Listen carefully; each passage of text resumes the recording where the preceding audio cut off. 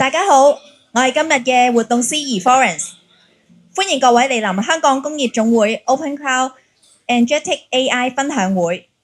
今日嘅活動分為兩個部分，第一部分係會邀請4位專業人士同大家分享有關 Open Cloud Agentic AI 帶嚟嘅無限可能。第二部分係由講者專題討論環節，到時仲會加入一位養蝦實戰小小達人同大家一齊分享心得。分享會完咗之後，大家可以留低互相交流。我哋準備咗小食同埋飲品俾大家享用。今日嘅分享會特別要多謝活動贊助機構嘅大力支持，包括金贊助富士膠片商業創新香港有限公司，銀贊助騰訊。事不宜遲，我哋首先邀請香港工業總會主席林世豪先生 Anthony 為我哋致歡迎詞，掌聲有請 Anthony。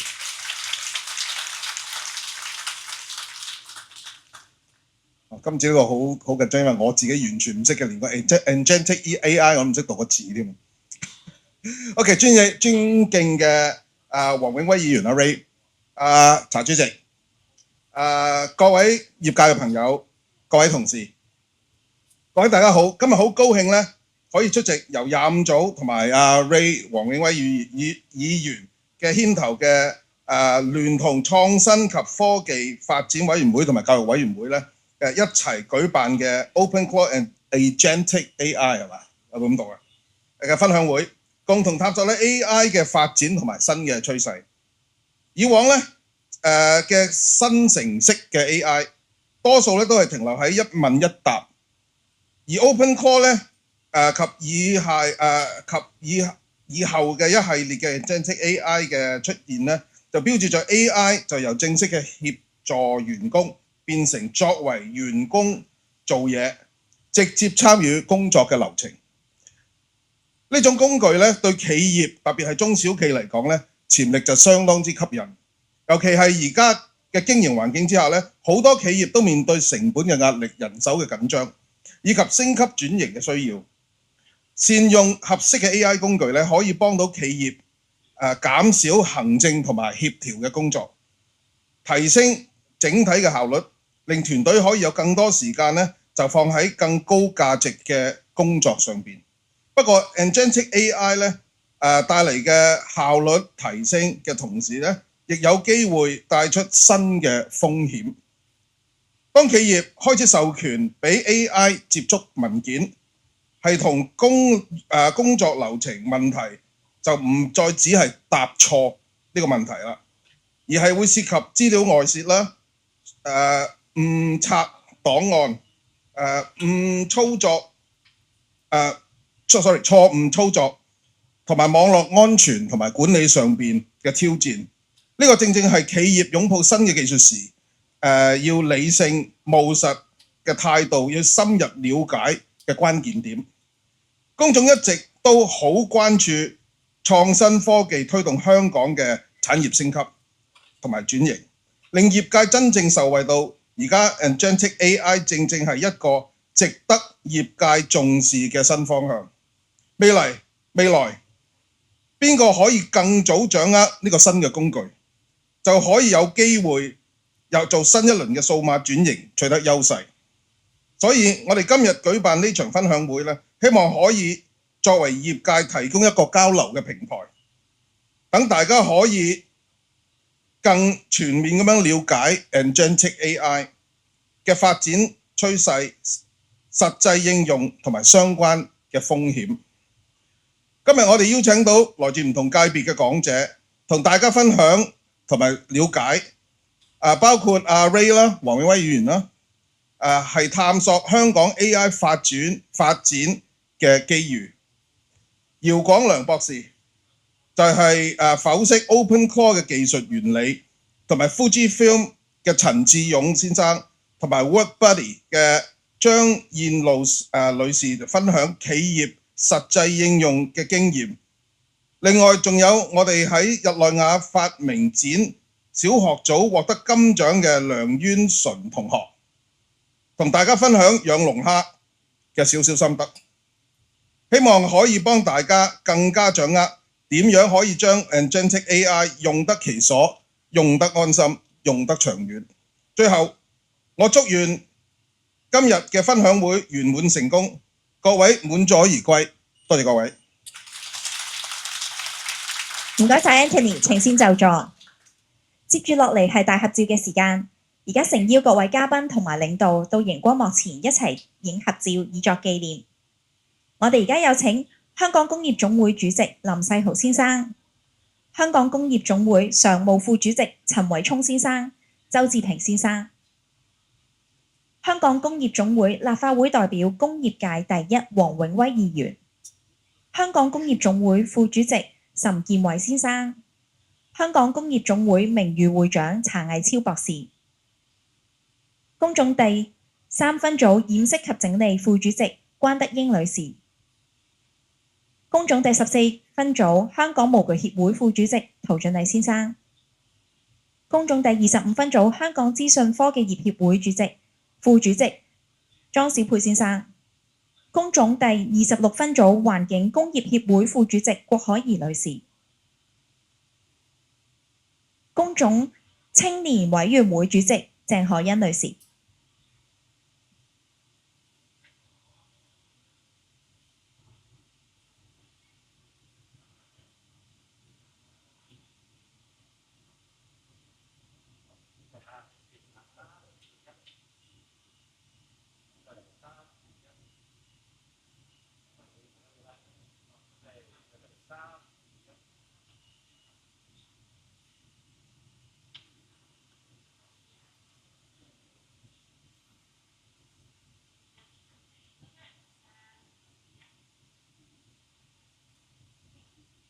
請各位留步，而家再請今日嘅贊助機構代表同埋嘉賓講者加入合照。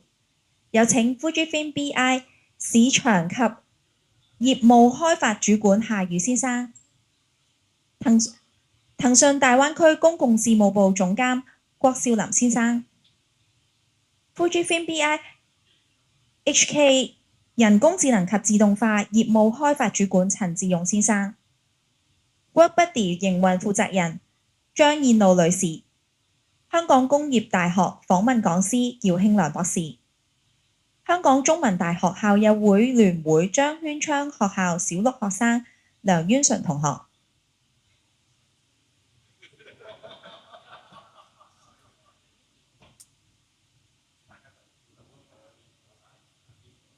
一起接種，一起呀，回想。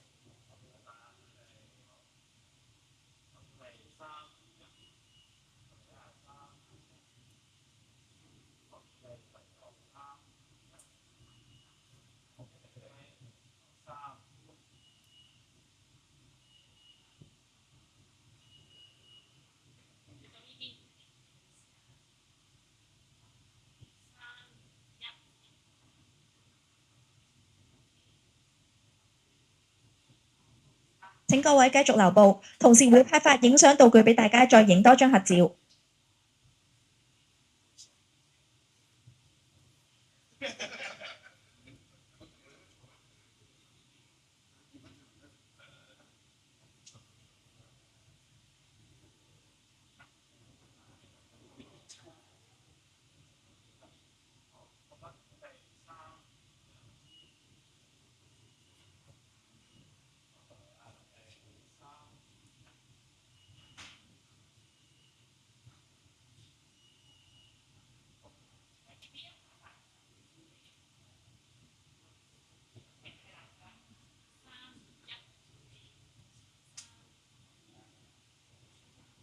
唔該晒咁多位，可以拎住我哋嘅影相道具就座。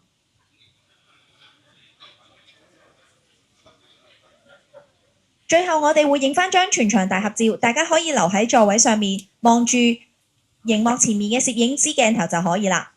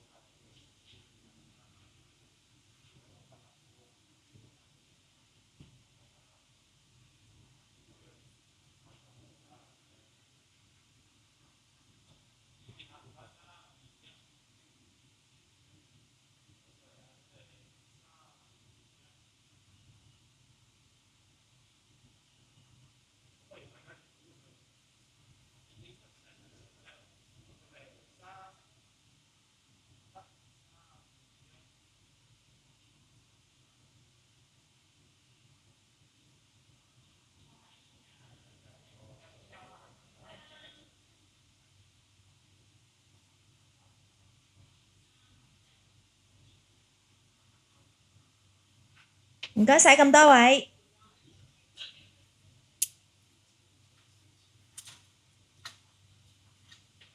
而家我哋會開始進入分享嘅環節。首先有請立法會代表工業界第一黃永威議員為我哋分享香港 AI 發展機遇。掌聲有請 Ray。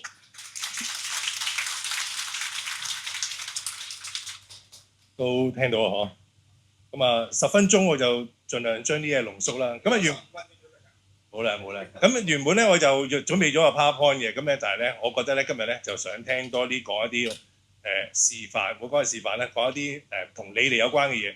咁啊，其實簡單講咧，我哋盡量想講到咧，因為你後邊有好幾 part 咧，都會講啲好 technical 多少少嘅，但係我係想等你哋可以叫做打開咗你哋嘅眼界，同時間咧，我係希望可以收集翻你哋 expectation。咁我所謂先問一問翻就係 Agentic AI 咧。其實就唔係因為龍蝦就出現嘅，其實 Agentic 應該大概1年前度咧開始啲人咧已經開始有人講 Agentic AI，就因為 AI 出現咗，就好似係講緊答問問題嘅形式。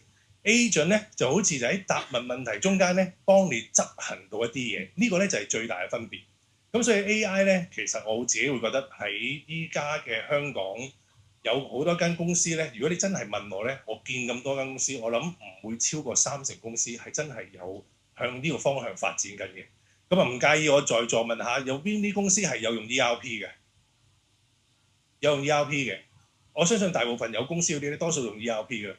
咁啊有幾多公司係呢幾年咧有接觸一啲叫做 automation 嘅一啲嘅流程方案嘅 automation 都大概都知㗎啦。有啲講緊有啲唔同牌子點樣將你啲流程自動化咗去。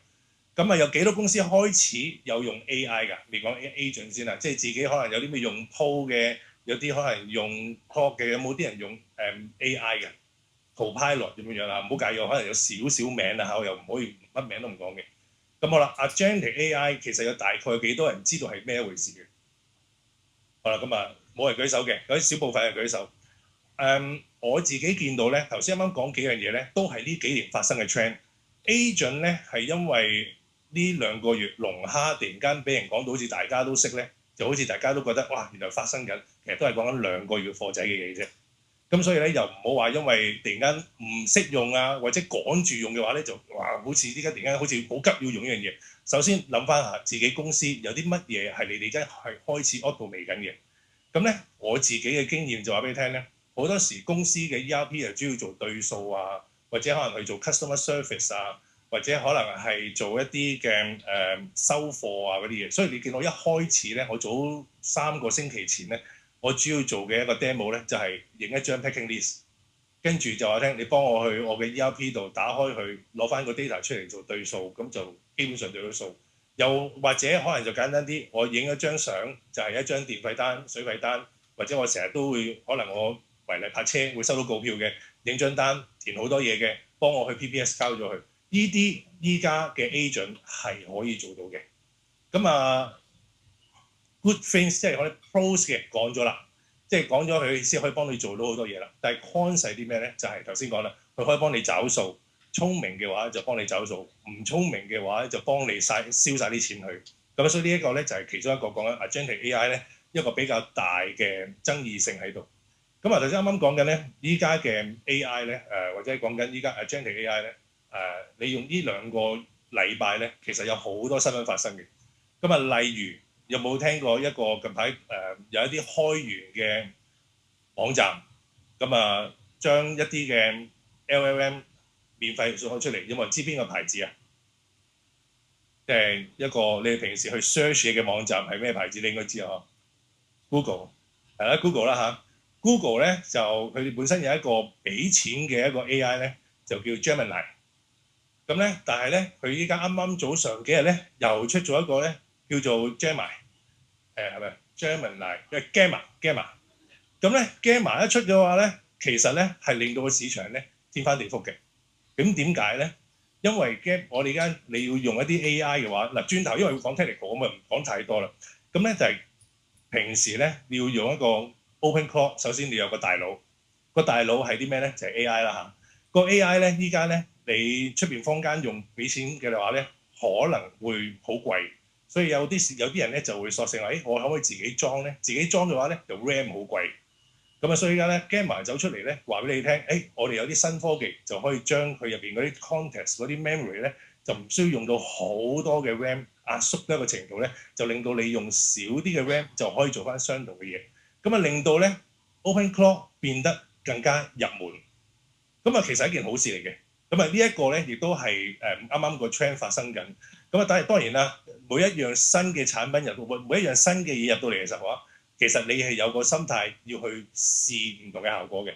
即係好似我其實我自己會用個 OpenClaw 做啲咩咧？嗱，首先第一樣嘢咧，我就未去到叫佢用我嘅 OpenClaw 影完張相之後咧，就幫我去做我 ERP 度做對數。因為咧，暫時我覺得咧，傳統嘅 automation 咧，相對地穩陣好多嘅。咁但係你話去到好似頭先講啦，我要影張相幫我去做一個 PowerPoint。啱啱我哋上次 CC 嗰時候，我就係點解咧？我係去完 CC 咧，我就去完上咗一個關於15嘅堂。咁我就佢又唔俾帶電腦嘅，我就死抄啦，抄咗4張紙，抄滿一張紙，我係抄 key point 啫。跟住之後我都唔知點樣變翻一個 summary 俾大家。咁我就索性就影完4張相。我都唔知佢影成點，跟住我就話聽，你將我呢4張相變成一個15關於工業嘅規劃，俾翻個 PowerPoint 出嚟，咁佢就做咗出嚟啦。咁一個手寫 point form 零散嘅一個咁樣嘅地方，佢就呢個就係你可以將呢啲咁樣嘅 OpenClaw 咧，活喺你自己平時生活用嘅上面。所以咧，你要分翻開咩情況下可以用佢，而咩情況下嘅話咧，你要小心用。咁啱頭先講啦，我都未搞掂咗個 Gemini， 即係我都搞掂好似好醒，用嘅 RAM 少咗，我可以將所有嘢放落一部機度。今日原來又同我講話，千問就出咗3.6啦。千問咧係應該係一個算係一個 open source 嘅一個叫做暫時比較幾強嘅一個工具。咁啊突然間，千問有個好處㗎。千問因為首先就係我哋應該唔咁講，我今日有啲贊助商，我哋可以講下多少少其他都得。不過講多少少唔同嘅牌子，等你有啲概念。千問佢哋或者好似呢啲國內模型咧，佢哋好多時係免費俾大家用嘅。最緊要你 hardware 夠大就得㗎啦。咁同埋咧，佢哋開始越嚟越聰明。咁啊，即係加埋呢啲嘢嘅話咧，其實咧喺你哋而家去試 agent 嘅過程，首先你哋有個 mindset。頭先我見到有啲人舉手，我已經開始用 automation 啦。咁即係話我已經大概都識得將一啲嘅工作流程 offload 去俾一啲嘅機械人啦。好啦，第二樣嘢咧就係咧，你頭先啱啱講啦，你一定要好有一個 control 嘅 mindset。我早上2個星期咧都去咗一間公司度啦，就都大概講俾佢聽，一間公司嘅企業應該點樣去開展一個所謂嘅automation 或者 AI 嘅一個咁嘅企業啦。首先第一樣嘢，你有啲乜嘢嘢係可以去 automate 嘅？頭先我講啦，做 PowerPoint、做 sales、做finance， 有好多嘢係可以 automate嘅。有啲咧係可能用翻傳統嗰啲會穩陣啲。有啲咧係可以開始買 AI 咧，咁你就將呢啲嘢落翻晒落嚟，跟住之後咧你就再去睇翻有邊一個地方用咩技術可以慢慢套翻落去。呢一個過程咧差唔多好似有啲叫做整一個 steering committee 咁啊，有個有啲 corporate governance 咁樣嘅形式咧去框你咁去做。咁呢個咧就係一個少少嘅分享。咁好啦。咁啊，頭先啱啱講到依家企業出邊咧，我自己見到咧，大概只有30%嘅公司係已經開始有多。你能夠有多啲公司去做嘅話咧，其實我哋又去翻講少少我哋政策上㗎啦。我哋國家依家講緊15規劃，咁15規劃希望做啲咩咧？新質生產力咧，其實好大程度上咧係你要用新科技去做一啲係完全同你以前做嘅嘢好唔同咧。咁呢個先至係一個 think out of the box 咧，先至係我哋可以離開我哋而家呢個困境嘅一個好方法。而 AI 係一個相對地便宜又亦都係好實在有 ROI 計得到嘅一個方案。咁所以我自己會覺得咧，大家咧一定要開始去探討點樣用 AI 去幫自己嘅企業做呢啲嘢。而啱啱頭先講啦，可能頭先阿主席都有同我講到嘅就係沙嶺，我哋係一個數據嘅一個嘅超算中心，都唔好叫超算中心，佢應該都係個 data center。沙嶺呢一度咧，正正咧係填空咗一個缺口喺度嘅，因為我哋而家如果用一個街外嘅 AI 嘅話咧，不外乎可能我要用外國牌子，又或者係我哋內地嘅牌子。咁有時就話，如果你真係擔心數據嘅泄漏或者可能流出嘅話咧，其實依家咧本地咧唔係太多 option 嘅，或者好貴。咁我諗嚟緊咧，我哋都希望就喺政府依家推動呢啲沙嶺嘅一啲嘅 data center 去建立嘅時候咧，我哋可以用啲更加平嘅方法。係去做到一個 AI 變成喺我哋嗰個OpenClaw 又好，第時有啲更加新嘅工具入邊咧，可以做到更加多嘅智能化。咁所以我覺得 OpenClaw 咧唔係呢件事嘅終點，佢只係一件事起點。我相信好快會有更加多類似嘅 software 或者類似嘅 tools 咧，係會更加多喺嗰個保密上面啊，或者喺佢哋個 efficiency 上面咧，會做更加多嘢。所以我覺得你今日在座喺度聽嗰啲咧，全部都係啱方向。不過咧，就大家一定要開始要豎高隻耳仔，睇下究竟有咩工具可以幫手用啦。好，今日講嘅嘢就係咁多啦。咁我留翻俾其他嘉賓可以分享下。唔該晒 Ray，請司騰就座。跟住落嚟，我哋好榮幸邀請到香港理工大學訪問講師姚興良博士為我哋深度剖析 OpenClaw 技術原理。掌聲有請姚博士。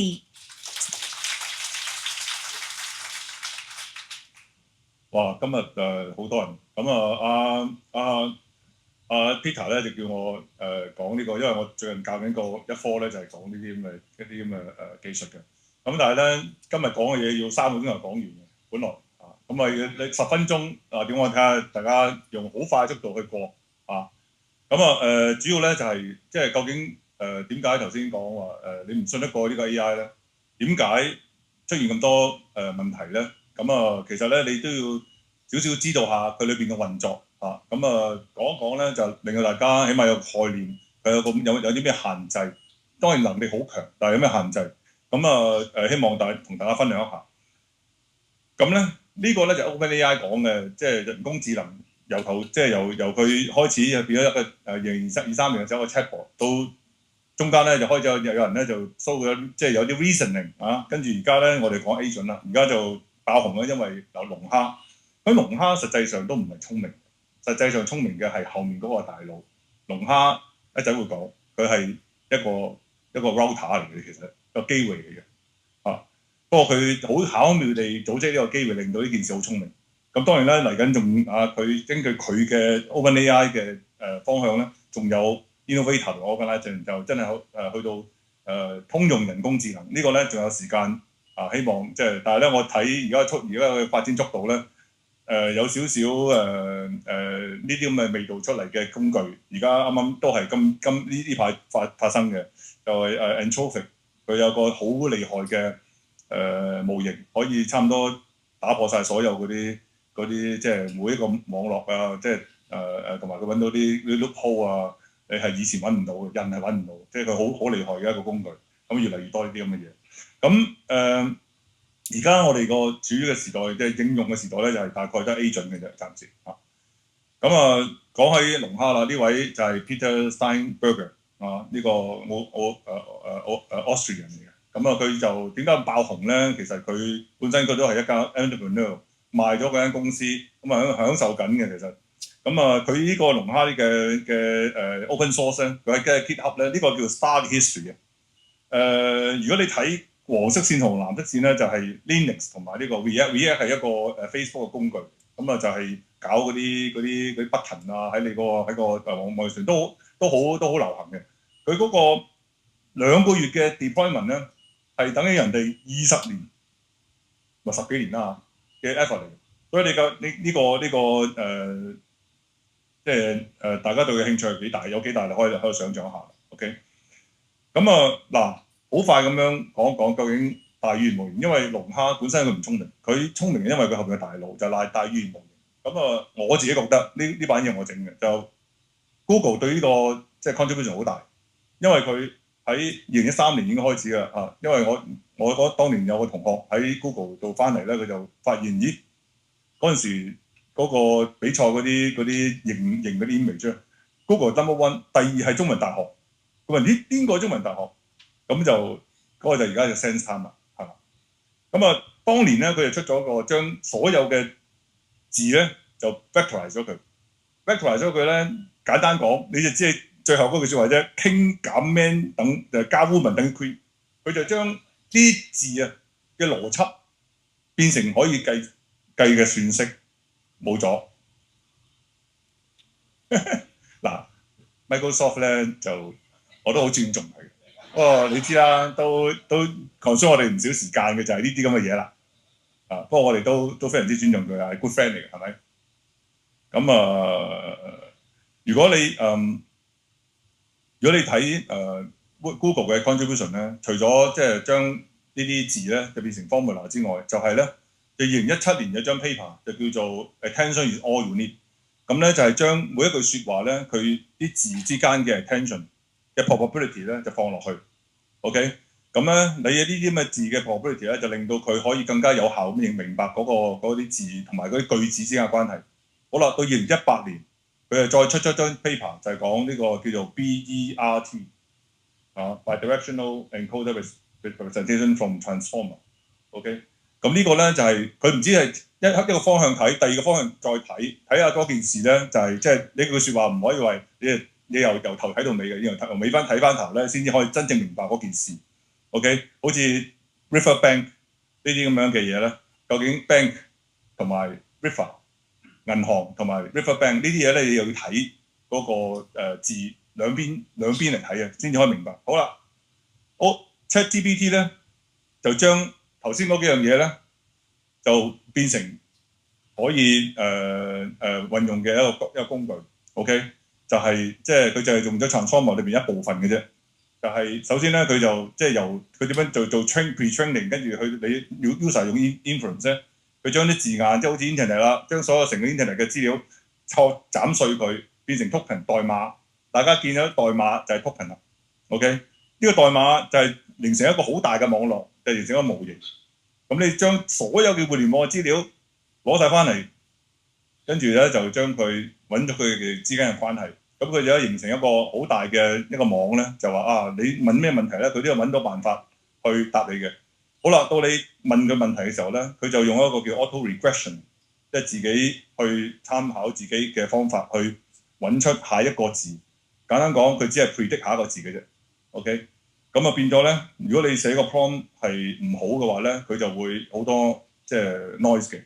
所以你點解即係 prompt 咁緊要？當然啦，你可以話我自己個 prompt 都可以俾個 AI 寫㗎咁啊。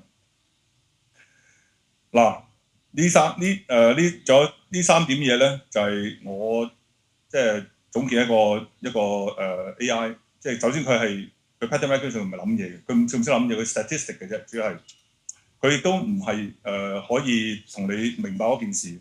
OK， 佢只係一個 probability， 佢唔 determine。點解佢亂噏嘢，好認真咁亂噏嘢咧 ？AI 就係因為佢係 probability 嘅啫，佢唔係 deterministic 嘅，佢唔係好似 RPA 你 program 你寫個 program 佢肯定出呢個結果，佢係99% 或者95% 係咁，但係佢仲有少少情況係可以亂嚟嘅，所以呢個就變 hallucination。仲有佢冇 creativity 嘅 data 冇，佢就唔會有㗎啦。OK， 即係呢幾樣嘢咧，你 bear in mind。好啦 ，agent 係咪好叻咧 ？agent 一啲都唔叻，但係咧佢後面嘅模型叻。但係呢兩樣嘢點樣可以令到最近龍蝦爆紅咧？其中一樣嘢咧就係呢個叫做 react 嘅 loop 啦。呢個叫做 reasoning 同埋 act， 仲有一個 loop。所以咧 agent 咧就有一個 LLM 加一個 loop 同埋一個工具。如果你有即係佢有驅動一個工具咧，就可以令到佢有個結果。咁你見到有個紅色箭嘴寫住 plan。嗱，如果人肉 agent 點做咧？叫我整個 plan prompt 落去，你同我計劃一件事。我諗好多時而家搞 event 都係咁嘅，計劃過俾個 agenda 我，跟住咧就人肉去逐咗個 agenda 咧，呢個 agenda 裏邊咧要啲咩嘢咧，逐樣嘢等翻落去。咁咧就呢個人肉 agent 其實都係一樣嘅啫 ，agent 咧就自動咁樣 loop。咁咧就大家都知啦，如果你想做嗰件事咧，只要你有堅持。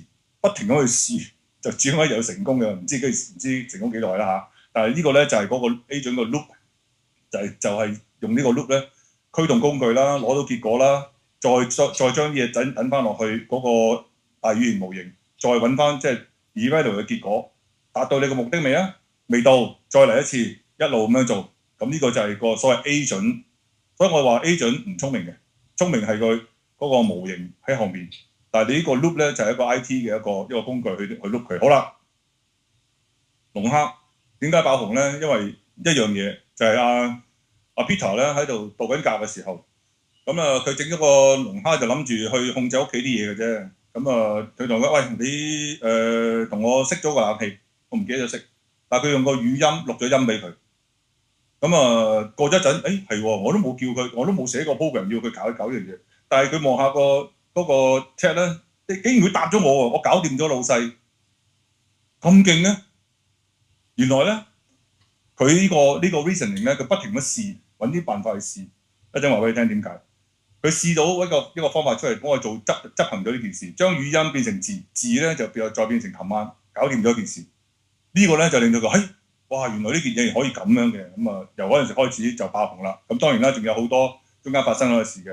嗱呢個咧我就唔詳細講啦，大家有興趣可以再咩啊？有人喺度拉緊我。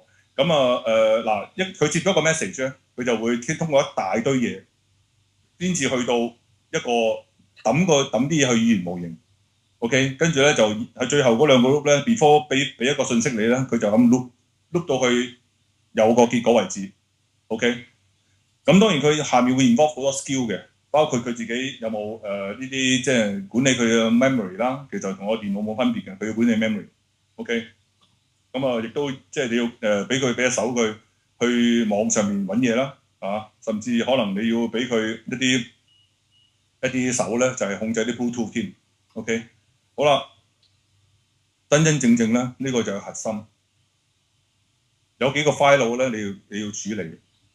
咁你見到呢個8個 file 咧，9個 file 其實，其中咧你真係要落手搞嘅咧，就係得個佢有靈魂嘅by the way soul。咁佢話咧呢個係佢 core value 同 ethics， 佢係乜嘢嚟？你話俾佢聽，你係一啲entrepreneur 或者你呢個 researcher 咁樣，咁你係仲有佢 identity 係乜嘢？佢 identity 咧就係佢做乜嘢嘅 ，OK？ 跟住 user 係咩咧？係你自己。我唔中意你用黑色嘅背景，白色嘅字。我中意你用白色嘅字，黑色背景都好，你都要咁樣寫落去。agent 咧就係佢今次係做啲乜嘢嘅？咁留意啦，一個 agent 成唔成功咧？你唔可以叫佢做好多嘢嘅。你要同你嘅馬仔一樣，你乜鬼都調晒俾佢咧，佢搞唔掂嘅。通常咧，你要分開啲部門finance 就搞呢啲，HR 搞呢啲，銷售搞呢啲，呢個就係咁啦。你就話俾佢聽，呢個 agent 係做乜嘅？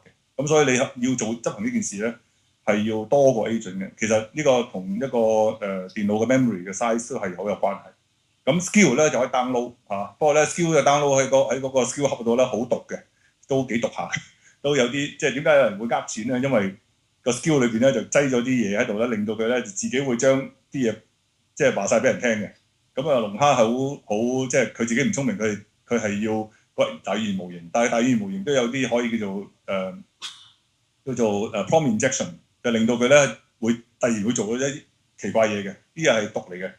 咁你就有 heartbeat 咧，就呢個就好得意嘅。呢個係會令到佢即係好似 living 咁嘅嘢，就係每一段時間咧就 trigger佢message 佢自己 sense 嘅，但係呢一個咧你俾佢即係 loop 嘅，所以佢有 heartbeat。就譬如話每15分鐘去 check 下股票市場，有啲人咧係每1分鐘每1秒鐘叫佢 check 嘅。咁呢個咧就影響你用燒幾多 token 啦。OK， 呢個就燒幾多 token 啦。好啦 ，memory 咧就係你個memory。咁其中一樣嘢就可能個 heartbeat 叫個整理 memory 啦。因為如果越嚟越大咧，咁你 memory 就會打爆。OK，tools 就唔使講啦，即係你要佢控上去網攞嘢，或者係控制個 Bluetooth， 呢個就喺個 tools 度搞啦。咁你嗰邊嗰個 JSON Open Cloud JSON 咧，下面有個 confirmation， 呢個咧就係個 magic。就係點解 Peter 可以即係架電腦調到晒所有嘅工具，佢咧佢嘅龍蝦咧就可以 access 到佢自己所有嘅工具。其中一個工具咧就將語音就即係轉檔轉做 MP3， 即係佢淨係 OGG format 嚟嘅，轉咗 MP3， 跟住咧佢揾到個 API OpenAI 嘅 API key， 掉咗上 OpenAI， 跟住叫 OpenAI 咧就攞翻嗰個字音檔係乜嘢，跟住將嗰啲字咧就先至再抌落去 LLM， 就明白咗佢叫佢熄冷氣，咁就熄咗冷氣。咁呢個咧，因為佢呢個咧佢係set 到佢係 set 所有嘅工具。如果你寫嗰兩個係 false 嘅話，或者叫 odd 而家寫 true 啦。如果你寫 false 嘅話咧，佢每次都會問你嘅，即係做親任何嘢都會問你嘅。咁你就會變好慢啦。咁呢個咧有個問題係取捨啦。佢哋點樣處理咧？咁同埋咧，佢會做個 memory compression。咁我頭先話唔見晒 email 咧，就因為佢 memory compression 嗰下咧，就即係將啲嘢唔見咗。咩叫 memory compression 咧？就係你即係10年前嘅嘢，你可能記得一啲重點，你唔會記得當日10年前邊一餐飯食過乜嘢，你未必記得。但係當日可能邊個講過一啲重點，你要記得嘅嘢，佢就喺個 memory compression 裏邊咧就處理。咁實際上龍蝦個 loop 係點樣嘅咧？就係咁。佢將所有頭先呢啲 file 同埋你嘅要求，同埋佢嘅記憶，全部掉落個語言模型，不停咁樣 loop 到你嘅要求做到為止。簡單講，呢、個就係龍蝦嘅 operation。OK， 咁嗱呢個就最後一張啦。即係你真係你記住 LLM 嘅特性同埋佢嘅 limitation， 佢嘅即係好處同唔好處啦嚇。另外咧就係龍蝦能夠做嘅嘢咧，其實只係動員嗰個 LLM， 而且佢個設計嘅 file management system， 佢叫 file first architecture， 令到你咧就將呢啲資料咧就一路掉落去。但係咧你留意，因為佢咁樣嘅結構咧，你就好燒 token 嘅。佢每一次咧，佢哋叫做呢個叫做咩啊？叫做 stateless 啊，即係佢唔記得你上一次做乜嘅。每一次咧，你將所有嘅資料重新一次掉落個 agent 將個 model 度做一次 ，OK？ 佢唔理你上次做過乜嘢，咁所以咧咁樣就燒 token。咁你要控制下你嘅 token。有人咧識得搞嘅，你喺屋企自己 local deploy，OK？ 頭先阿 Ray 都講但係有啲人咧就上去網就冇 set 到個 limit， 可以燒到幾萬蚊一晚嘅美金喎，即係可以去到呢個 level， 因為佢你 heartbeat 如果 set 得個 frequency 好高咧就死啦。OK， 就係即係簡單講就係咁樣。嗱 ，ecosystem 一陣有同事會講呢啲，會講呢啲。咁有啲就係本地部署啦，有啲係上網啦嚇。咁如果你想自己搞嘅，都係一個 hobby 嚟嘅。如果唔係嘅話咧，你可能都買一個服務比較穩妥啲嚇。咁我哋分享到呢度，唔好意思都可能長少少。唔該晒姚博士，請先行就座。第三位，我哋好榮幸邀請到 Fujifilm BI-HK 人工智能及自動化業務開發主管陳志勇先生為我哋分享業界實戰部署同埋自動化嘅案例。有請，掌聲有請 Stephen。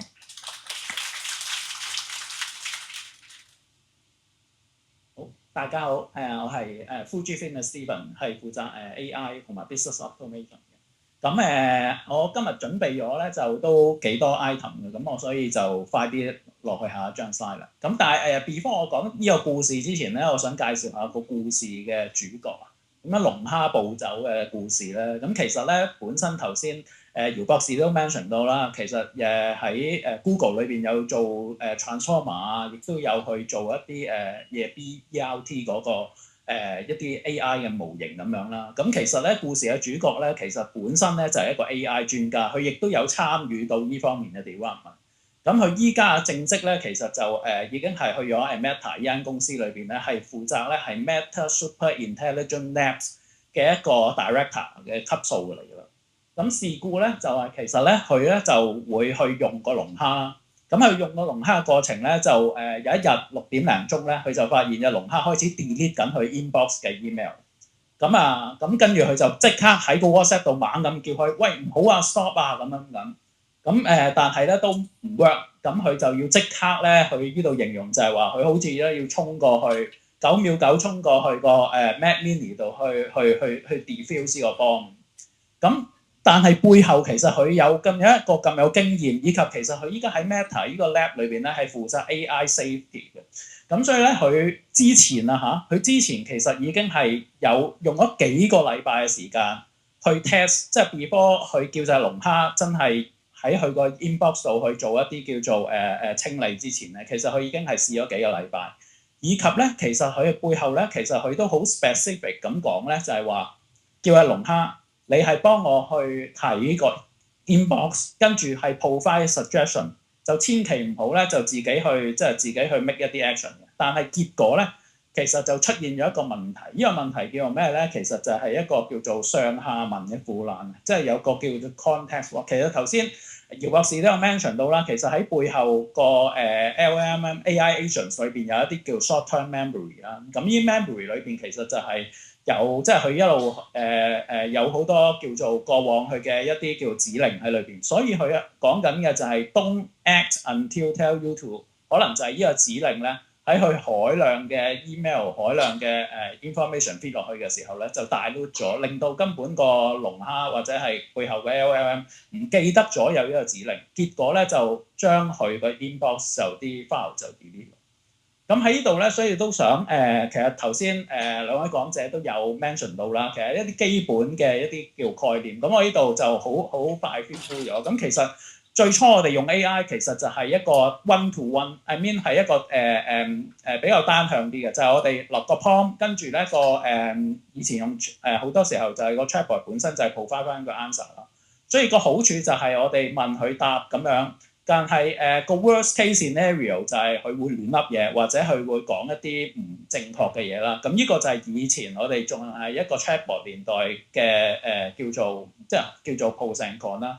但係去到個 AI agents 嘅時候咧，其實佢背後就係有個 LLM 啊，有個大腦，而個 AI agents 就會有好多叫做有手腳腳啦，佢可以去 access 一啲工具嘅。咁但係佢用到呢啲工具咧，即個好處就係亦都可以叫做更加容易去幫到我哋做唔同嘅嘢啦。但係同一時間佢亦都可能有好多唔同嘅 right 可以做到，亦都係會做錯好多唔同嘅嘢。咁所以呢個咧其實就係講緊究竟個 agents 本身我哋俾啲咩 right 佢好咧，以及就係背後用緊嗰個大模型有幾聰明。咁呢度咧，我又想用另一個角度去叫做比對一下，依家 current 即係幾多件事，因為做乜 Apple Newton 同龍蝦有咩關係啊咁樣？其實我會見到咧，就係好似當初蘋果有即係可能在座，我相信都有聽過啦，或者有知道蘋果最初去出 Apple Newton 嘅時候係一個平板電腦嘅 concept 嚟嘅。咁但係咧，其實Steve Jobs 咧，即係回歸 Apple 之後咧，就好快脆將呢個 product discontinue 咗。唔係佢唔 buy 呢個 concept，而係佢覺得呢樣嘢係未 ready 嘅。未 ready in a sense 咧，就係話喺個平板後邊本身嗰陣時嘅 CPU 個速度未夠啦，或者係個 mon 可能就係一個黑白 mon 啊，可以做到嘅嘢比較叫做 limit。咁所以及後佢就將呢樣嘢再過多可以10幾年之後，就終於佢出咗個 iPad 啊 iPhone。而喺龍蝦 currently 咧，其實個 limitation 就係喺個 limit 個 concept wise 其實係絕對係一個 future 一定會發生嘅。咁但係喺背後咧就係講緊個 LLM 究竟依家係唔係去到一個可以 ready 去用呢件事咧？背後我哋頭先講緊嘅 short-term memory、long-term memory 呢方面嘅技術究竟成熟未？令到佢係真係可以記得我哋落嘅指令，或者係叫佢做嘅嘢係咪真係會跟足去做咧？咁所以呢個亦都係一個位置，我哋係需要考慮嘅咯。咁啱啱喺上個禮拜啦，都可能在座都有可能有去到會展有個叫人工安全AI 同埋網絡安全嘅一個summit啦。咁其實就係私隱專員公署咧就聯同呢個 HAI-RC 合辦嘅。咁當中咧鐘專員咧佢喺台上邊咧都有 mention 到咧，其實依家喺政府亦都有出過一個叫僱員使用生成式 AI 嘅指引清單啦。咁其實裏邊咧係一個好簡單4版嘅內容。咁我都即係 highly recommend 大家係可以參考或者係俾啲同事去睇下嘅。咁嗰一刻咧，我就即係不發奇想，我就想即係我亦都知道我今日會係講關於龍蝦嘅嘢啦。咁我就問 AI 話：究竟其實我哋如果用 OpenCore 喺參考翻呢份指引，其實係即係有啲咩地方要注意或者係點樣咧？咁個 AI 就咁樣答我嘅。咁其實佢都即係講嗰啲重點出嚟啦，就係話本身 OpenCore 其實因為佢係有一個喺個叫做你喺佢部電腦裝咗，其實佢係有一個好高權限嘅。咁而呢件事咧喺好多時候咧就未必係一個叫做真係喺一個企業合規嘅呢個 environment 去建造咯。所以唔係唔用得，但係咧係好要需要一啲好重嘅叫管治嘅補強，先至可以咧係將呢個叫做 OpenCore。我講緊係 OpenCore 好 specific 呢個 product 嚇，就可能依家坊間有好多唔同嘅產品係已經係做一啲嘢，令到呢件事可以行得通嘅。好，咁咁呢一刻咧，我就都介紹一下啦。咁我哋 Fujifilm 咧，其實咧呢個咧其實就係我哋最近因為啱啱 launch 咗2個月嘅一個產品啦。咁佢就唔係話一個 AI agent 嚟嘅，但係咧我哋就 address 緊一個依家 currently 好多其實黃議員頭先都有提到嘅一啲市場上邊或者係個 market 嘅痛點，就係話我就算可以叫我就算我肯。或者我係會同個員工講嘅話，千祈唔好將一啲叫敏感資料就send 出去嗰啲chatbot 度問啦。咁但係有一時間又喂趕住要交嘅喎，你啲嘢搞掂未啊？咁個員工咧都可能會借住一啲出邊嘅 AI 嘅幫助嘅。咁我哋呢個產品咧，其實就係咧針對性係一個本地部署，喺一個加埋我哋影印機啦，仲同埋有一台係 mini 嘅 AI server，咁就裝喺一個客戶本身公司嘅 environment 咯。咁所以咧，其實基本上咧，我哋都好肯定咧，你其實裝喺你嘅 environment 裏邊已經有一個大模型喺入邊㗎啦。所以你員工問佢任何嘢咧，其實咧都係 within 翻喺你個公司裏邊嘅 environment 咯。咁所以就非常之係即係安全。咁 detail function 嗰啲我就唔講啦。咁下一個方向咧就關於 AI agent 嘅，咁但係我亦都想花可能1分鐘時間再講一講翻咧，喺一個我哋平時用 AI 咧，好多時候因為我哋喺手機啊，或者係平時都真係有用啊，或者甚至乎有唔少人都會嘗試去裝個龍蝦去玩，係比較係一個用一個個人角度去睇呢件事咯。咁但係好多時候我哋喺轉翻落去一個公司度咧，其實個環境係好唔同嘅。咁所以咧喺入邊咧，其實我唔逐點講，但係我 highlight 2點啦。一點就係咧，其實喺公司裏邊咧，好多時候已經有好多明確嘅流程，亦都有 SOP 嘅。咁講緊嘅係本身已經有好多嘢可以係叫做定咗出嚟嘅話，咁喺咁嘅情況，會唔會係用一啲 system 嘅方式去處理，而好過去用 AI 咧，或者係比較 cost effective 啲咧？咁呢個係其中一啲考慮因素啦。咁所以我哋喺 base on 呢啲咁嘅已經係訂立咗嘅一啲叫 workflow 流程裏邊去加 AI 咧，其實嗰件事可能會係更加 cost effective 嘅。咁另外一個位咧，其實唔關technology 事啦，就係喺個 change management 同埋喺個員工嗰個即係究竟員工會唔會去用咧？我哋就算係可能 deploy 咗 ERP 都要可能要 sell 啲員工話：喂，呢個系統好好啊，你應該要用啊！咁其實 AI 一樣嘅，咁所以其實喺上面咧，其實我喺我哋公司裏邊咧都搞咗係一個9個月，為期9個月咧，喺一個好 intensive 嘅一個叫做 training。咁其實俾翻一啲，我哋會係有啲揾啲 champion 出嚟咯，去希望我哋公司嘅員工都會係開始去好積極咁去用呢個係叫 AI 啦。咁因為背後其實如果我個人嘅話，咁就好依賴自己嘅個人動機好奇心啦。好似一陣間同學咁樣，佢都係因為自己係好有好奇心，所以佢就會去用 AI。但係 in general 嘅話，我哋點樣喺一個公司 environment 咧，去令到啲員工去用 AI 咧？咁所以喺個 change management 喺個 education 都好緊要咯。好啦，最後講埋呢張 slide 啦。咁其實呢度咧就係我哋依家公司係 offer 緊嘅一啲叫做唔同嘅 AI agents 啦。咁通常呢啲 agents 咧，坦白講啊嚇，係每間公司都因為佢哋本身背後頭先我 mention 過，佢哋有特定嘅 SOP 啊，有特定嘅一啲 workflow 咧。咁所以通常我哋做嘅咧係 project space 幫佢哋去叫做tailor make 一啲咁嘅系統。咁呢個系統當然可能要花啲時間啦。咁但係 set up 完之後咧，就真係可以俾唔同嘅同事都可以 enjoy 到一啲agent 去 support 佢哋嘅一啲叫做工作上面嘅流程咯。咁我應該個時間都 overrun 咗咁，咁就係啦，可以交俾下一個講者。唔該晒 Steven， 請先行就座。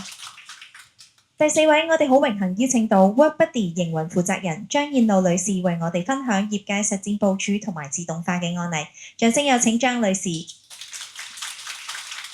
各位尊敬來賓，大家好，我係 WorkBuddy 嘅運營負責人張燕露 Lulu。咁今日咧非常高興佢嚟到現場，同我哋各位嘅來賓去分享一啲 AI 嘅階段性成果。我哋前面嘅 speaker 已經非常之有誠意咁樣同我哋分享到 AI 嘅一啲前沿資訊，以及龍蝦點樣玩。咁我希望可以借住今日嘅場景，可以邀請大家同我一齊去體驗一個開箱即用嘅實戰場景，等大家可以上手使用。咁樣我哋就向大家一齊體驗一下我哋呢個產品 WalkBuddy。WalkBuddy 係我哋騰訊自研嘅一個智能體，咁佢只需要通過一個自然語言嘅交互，我哋就可以令佢好似我哋個數字員工咁樣幫我哋完成一啲任務。咁佢就可以從思考到完成任務都一步到位。咁佢有啲咩優勢咧？我哋可以睇到，佢既然係騰訊自研嘅一個智能體，咁佢就已經匯集咗我哋騰訊多年先進嘅技術，代表我哋業內先進嘅技術匯總。咁另外就係我哋嘅安全高效因素係非常之值得信賴嘅。我哋有完善嘅隱私政策同埋服務協議，可以保護到我哋個人同埋企業嘅信息安全。另外就係我哋可以實現開箱即用。大家聽到嘅呢啲 AI 嘅場景非常之複雜，都會好擔心我唔識部署，我冇技術背景，我點算？咁唔怕，我哋都洞悉到大家嘅啲痛點，所以我哋係希望通過一啲好簡易嘅智能體，幫大家實現開箱即用。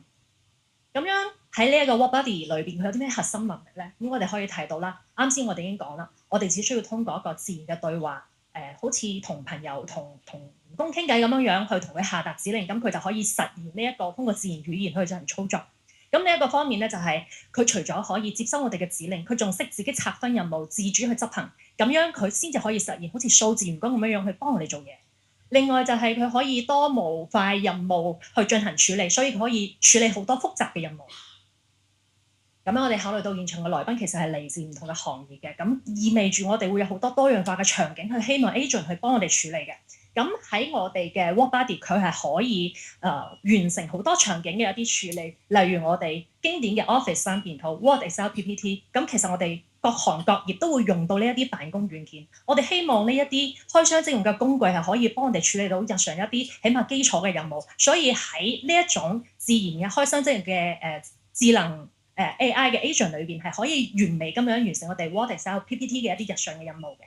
咁同埋就係我哋會有一啲文書工作者，又或者係同文學類、研究類相關嘅行業，我哋都可以完成一啲深度嘅研究報告嘅輸出，同埋辦公場景嘅一啲批量嘅處理都可以。譬如話幫我批量咁樣去更改30張發票嘅日期，咁呢一個可以通過 agent 好順利咁樣去實現，我哋唔需要打開30次都可以完成。咁呢個時候我哋就會作為一線嘅工作者會有呢個疑問啦。咁呢個智能體究竟同我哋傳統嘅 AI 有啲乜嘢區別咧？其實以前我哋傳統嘅 AI 好有可能係佢話俾我哋聽要點樣解決，要點樣做，最終都係要我哋自己一手一腳去執行嘅。咁我哋而家 AI 智能體同埋 WalkBuddy 可以實現嘅係乜嘢？佢首先可以拆解我哋嘅意圖，我向佢發出一個指令，佢可以知道究竟我哋想要乜嘢，然之後佢可以通過拆分指令去進行相關嘅任務拆解同埋執行。咁呢個時候就相當於佢具備思考，佢具備執行，而且佢具備再學習嘅一個能力，所以佢可以不斷咁樣幫我哋執行任務，同時變得越嚟越聰明。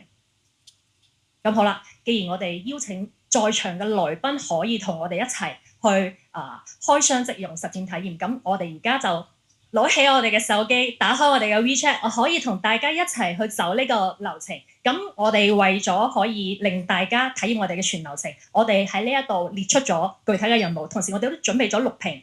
如果我哋大家體驗嘅過程之中遭遇到我哋而家嘅網絡可能唔穩定，可能出現驗證碼 miss 嘅情況，唔緊要，我一陣間會圖文結合帶大家走一次 run down，然之後再翻嚟睇呢個視頻，所以我哋可以確保到在場嘅來賓可以睇到我哋呢個過程。好，咁呢個時候同事方唔方便幫我翻下一頁先咧？係。在場嘅來賓可以攞出我哋嘅手機，然之後打開我哋嘅 WeChat， 掃一下我哋嘅小程序碼。呢個就係我哋開箱即用嘅 WalkBuddy。為咗可以等我哋一線嘅工作者同埋廣大嘅用戶可以體驗到我哋產品，我哋除咗電腦端嘅 Apps 之外，我哋仲會提供呢一個移動端嘅小程序碼。我哋通過掃碼就可以體驗。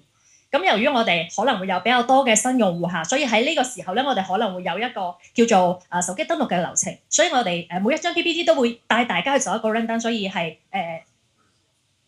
我哋可能在場嘅網絡情況可能會有啲卡頓，又或者暫時收唔到呢個驗證碼嘅情況，但係唔緊要，我哋可以從呢一個圖文演示嘅角度，同埋一陣間我哋翻返去視頻一個演示去大家走一個流程嘅。咁喺完整咗我哋呢一個登錄流程之後咧，我哋就可以見到圖3我哋鑑定可以睇到，我哋完成登錄之後就可以進入咗我哋呢個小程序嘅界面。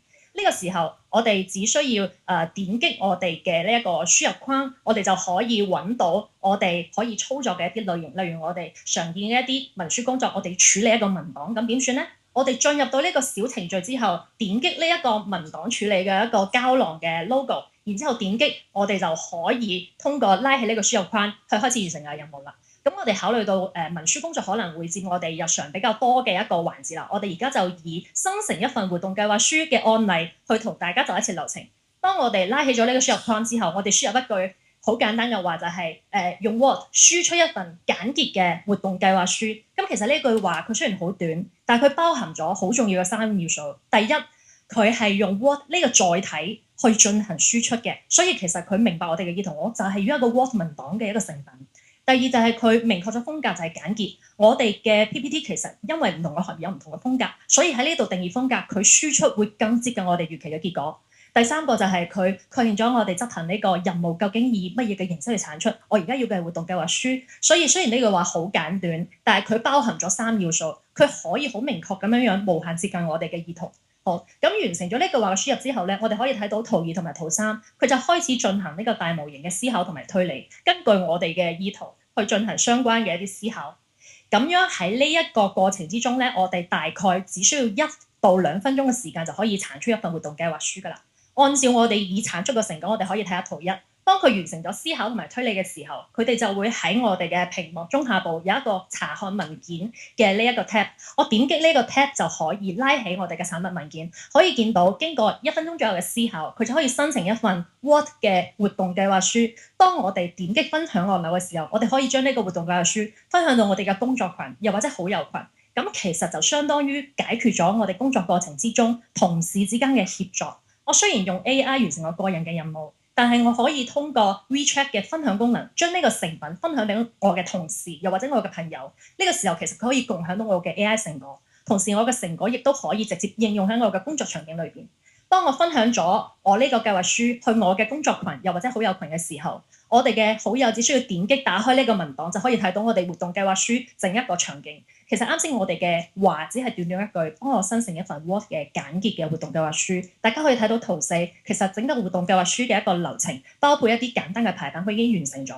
其實根據我哋各行各業嘅需要，我哋可以保存更多嘅資料，令到我哋嘅活動計劃書更貼合我哋嘅生產環境。呢個時候，我哋日常去申請一個活動計劃書嘅工作，可以從比較長嘅可能半小時壓縮到只需要3分鐘就可以啦。好，呢個時候可唔可以麻煩我哋嘅同事翻到較上嘅幾頁，喺我哋嘅流程裏邊，我哋可以演示一下我哋嘅視頻。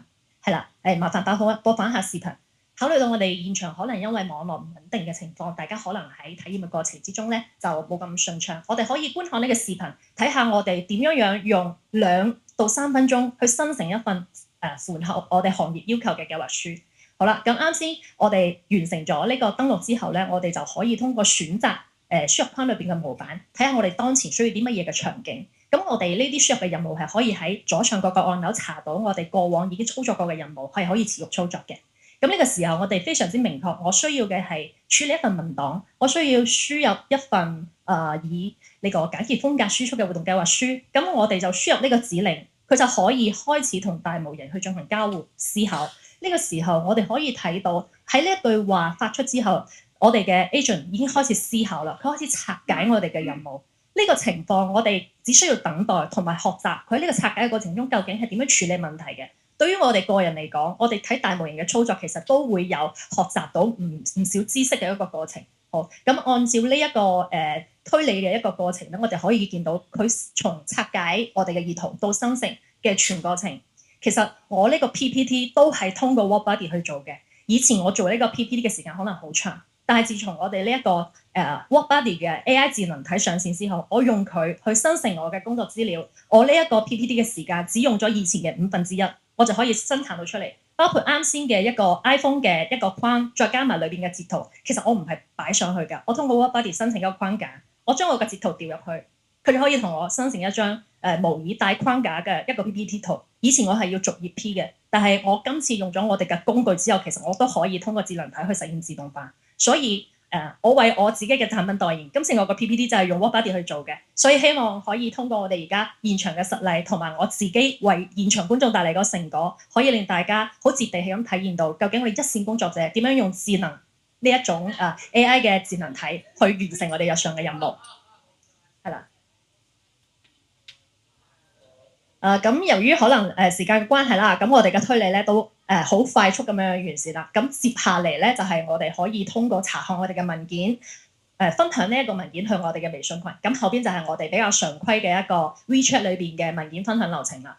希望我哋可以通過呢一個開箱即用嘅實戰案例，可以俾大家感受得到，其實 AI 佢並不高大上，佢都可以通過開箱即用嘅呢啲場景去服務我哋好基礎嘅日常工作，咁可以為我哋文書工作者帶嚟更大嘅工作提效。好，基本上可以啦，我哋可以去到 PPT 嘅最後一頁。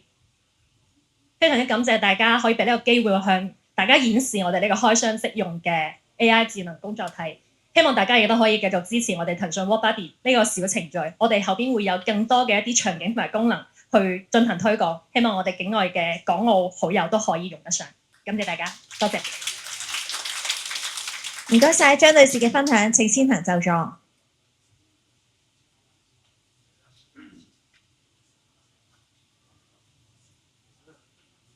4位講者嘅分享已經完結啦，相信大家對 OpenClaw 已經有進一步嘅了解。而家進入討論環節，首先我哋邀請討論環節嘅主持，香港工業總會副主席及第25分組香港資訊業協會主席岑建偉先生。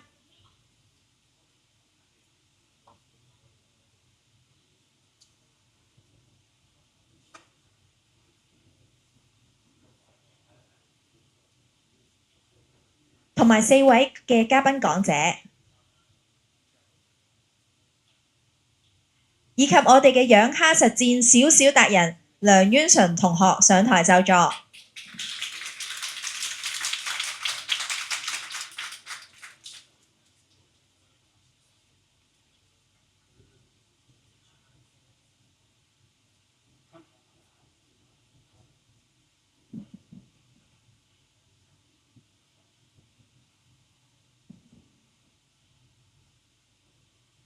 咁啊，快啲啦！我哋時間好趕啊，即係所以主席成日同我講，今日咧要搞到6點嘅，起碼6點啊！我最驚咧就大家問好多問題，因為我哋25章有個特性嘅，啲人唔走嘅喎，好驚嘅問到我哋嘅咩次我哋。咁今次我盡量控制時間啦。嗱，咁我哋快啲。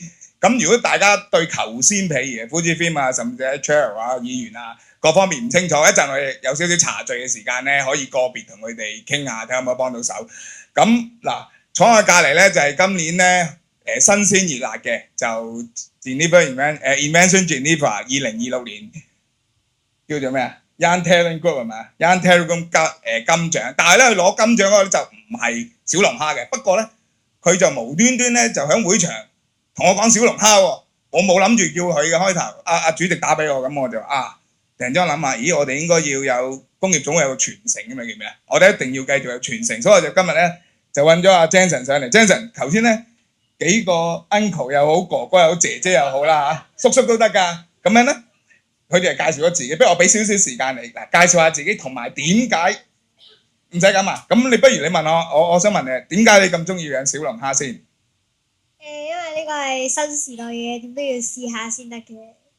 咁嗱，新時代試下，咁你實實際際話俾我聽啦，你做呢個小龍蝦嗰陣時。你點解有構思先？你係咪諗住幫你解決到個問題？咁其實真係幫你解決咗咩？你分享下俾大家聽啊！佢可以幫我每日都 check 下 Docker 入邊啲 container 係咪正常運行。如果唔係正常運行嘅話，可以幫我 reboot 或者重新起過一個相同嘅 container 咯。你講緊 container 同 Docker 喎，我驚呢度有60%至70%人唔係好懂喎，不如你講下你個應用係咩啊？即係實際你做咩㗎？愛嚟幫你睇下啲乜嘢啊？幫我睇下啲 server。睇下啲 server 有冇冧啊？係咪咁嘅意思啊？有冇冧到啊？即係你頭先好似HL 姚博士話齋啦，係咪就係睇下佢 mon 住佢有冇冧到？咁你咁頭先嗰個 heartbeat 你 set 咗幾多啊？上次我問咗你，我問你點解？哇！你咁樣咪燒好多 token？你有冇諗呢樣嘢㗎？但我冇改過客別啊！你冇改到啊？咁啊嗱，你得閒就問阿姚博士啦，係咪先？爸爸有錢原來，我頭先同你爸爸講咗啦，一定要揾個 container 嚟韞住你啊！如果唔係咧，爸爸嗰張 credit card 就唔掂㗎啦，係咪啊？隻龍蝦都係 container。我知，咁你咪一定要再包住佢咯，係咪先？如果唔係，你咪走出去，你爹哋嗰啲錢就唔知點算，走晒出嚟㗎啦，我又分唔到，你又分唔到，唔知去咗邊，好嘛？嗱，咁呢一陣又再問你好冇？而家咧我哋就翻去咧，阿 Ray 議員啊，不如我哋實際啲，我想問下喺政策上面，而家我哋成日都講緊就係、喂，我哋推 AI，不停推 AI，咁其實而家正所謂龍蝦還飛啦，係咪先？咁好似咧成個 AI 好似好活咁喎，尤其是講緊 agentic， 好多人聽到呢樣嘢就哇好似好犀利咁。咁其實係咪真係而家可以真係應用到咧？香港政府有冇啲政策係幫到手？係嘛？我就想理解下政策上面點睇呢件事情。頭先啱講咗啦，龍蝦咧你養唔好咧就住籠屋㗎啦。咁所以咧，首先就係咧，依家有個 security 一定係首先 concern 嘅一樣嘢啦。第二樣嘢就係話政府自己會唔會依家會用龍蝦咧？其實我都幾相信係唔會住嘅。短時間內應該都唔會。咁啊，內地亦都講咗有啲法規，就係有啲行業，特別係敏感嘅行業咧，係唔會用呢啲agentic AI 幫佢做嘢嘅，都係因為個啲資料風險出現問題。咁但係就係話對公司嚟講咧，我覺得呢一個咧係一個好大機遇。所以就係話但係公司我成日都話有好多 data 係唔 sensitive 嘅，幫我 check schedule 唔係好太 sensitive， 幫我去check 下嗰啲 packing list， 幫我 check 機唔係太 sensitive。咁呢啲嘅話，其實我哋可以用去 offload 呢啲嘅話咧，即係大家今日坐喺度都係啲工商界咧，其實咧係慳咗好多人手上嘅，慳到人手即係成本上可以控制到，呢樣嘢係冇得可以比外到嘅。咁所以我覺得就係話政府，我哋都希望就話政府，我之前有幾個議案咧，都係希望提佢唔好淨係一味話講 AI。依家嚟緊你有個心態講 agentic 或者講多啲，我講多少少嗱，for 你哋嘅可能做商業都計。其實啱啱頭先都講咗，點解我哋唔可以開發啲 skills 去俾你啲客戶去用咧？有啲人係可能話，有啲公司係 provide information 嘅，即係話喂，我好緊要嘅，我係一個資訊嘅 provider，即係我係報價出去俾人嘅。其實我可能你唔使再揾我報價嘅，我開個 skills 喺度，你直接俾一啲註冊咗嘅認可 supplier，我直接問個 skills 去直接答你嘢。咁串通埋上下游咧，係我哋要思考嘅嘢嚟嘅。咁呢啲都係一個即係好似當你做米要報價嘅，可能你要揾幾個源頭嘅，但係我自己揾個人去答你，我咪將呢啲變成 skills。即係我覺得呢啲都可以係方向嚟嘅。咁所以政府嘅政策咧係要由依家傳統 AI 再要升一級，再要去到可能 support 我哋做啲 agent 嘅嘢，或者政府 provide 一啲 agent 等我哋去用。呢個都係我覺得係方向嚟嘅。好，咁係咪真係可以幫到我哋數字經濟行快啲咧？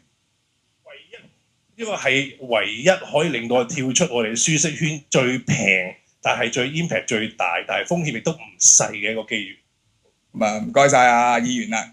HL 咁啊，問下頭先咧，阿 Jude 喺我隔離，佢話：哇 HL 真係好犀利，居然咧響咁快時間令到我明咗啊！我唔知佢真係擦你鞋定點咧，我都唔知。佢話佢真係。咁嗱，咁我就反而問啲實際嘅問題啦。嗱，其實我想問下，其實玩龍蝦係咪一定要識寫 program 先？如果一般人，如果我真係想進入呢個境界，有咩要 equip 先？嗱，兩個問題。第三條咧，我問埋你先啦。你知你好快咁啊答得。咁樣咧，我想問，即係網上就話而家咧已經好多人用 agentic AI 為直情去調走一個過程啦，跟住佢仲埋暢銷，咁係咪真係可以做得到咧？你覺得呢樣嘢係咪真係即係如果真係想做，我有咩辦法可以做到呢一樣嘢咧？有咩牽使俾到我哋？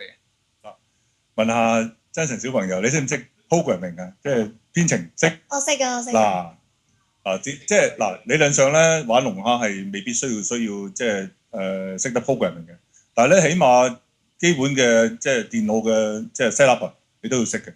最緊要嗰樣嘢咧就 command line interface（CLI） 係嘛？即係打指令啊！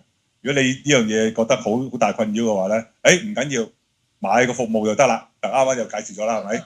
咁啊但係咧就曾經都有一個案例咧，就阿 Jensen 彭大 Jensen， 即係 NVIDIA 嘅 CEO， 係佢啱啱喺 GDC 呢個美國咧有個 conference， 佢最大嘅年會，佢呢個講嘅 case 咧就係有個人咧就即係買咗個機翻嚟，就嗰啲機咧要嚟 brew 啲黑啤嘅。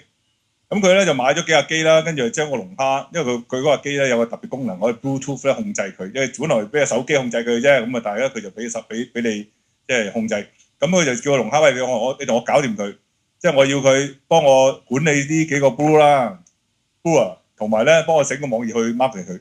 咁佢就即係碌咗好耐咧，就搞掂咗啦。阿小朋友都講啦，佢都揾呢個龍蝦去管嗰啲 server 啦。佢基本上係佢揾呢個 IT 公司㗎啦，係咪？即係佢管咗一大堆 server 㗎啦。即係呢樣嘢係可以由個龍蝦度做出嚟嘅。咁啊，亦都係即係佢嗰個功能咧，就係令到你可以有佢自己去揾啲工具出嚟去做。但係咧，你要俾個好大嘅權限佢。嗱，呢個就你要管理風險，所以你需要有即係少少 IT 嘅 knowledge 啦。同時咧，都起碼有個概念啦，咩叫風險先？即係你即係你點樣去管理啲風險？呢啲咧就係個基本嘅，即係你能夠要有啲嘢先可以玩得到啊！如果唔係嘅話，得冇問題，都可以買個服務就可以係嘛？啱啊！就可以即係將啲風險咧就外判咗佢。但係咧責任冇得外判嘅，你自己都要負責返。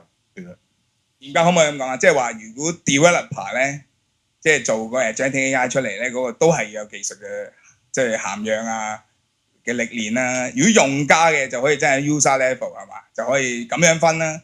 因為佢都講到好深嘅，其實真係可以開自己做開 IT 公司。係啊係啊，呢個啊，不過你已經開咗啦，不如你介紹呢間公司啦。入咗啦，唔係要18歲，要爹哋肯嘅，要18歲。我呢啲好多年青人，我點樣可以創業？我都話18歲先得嘅㗎。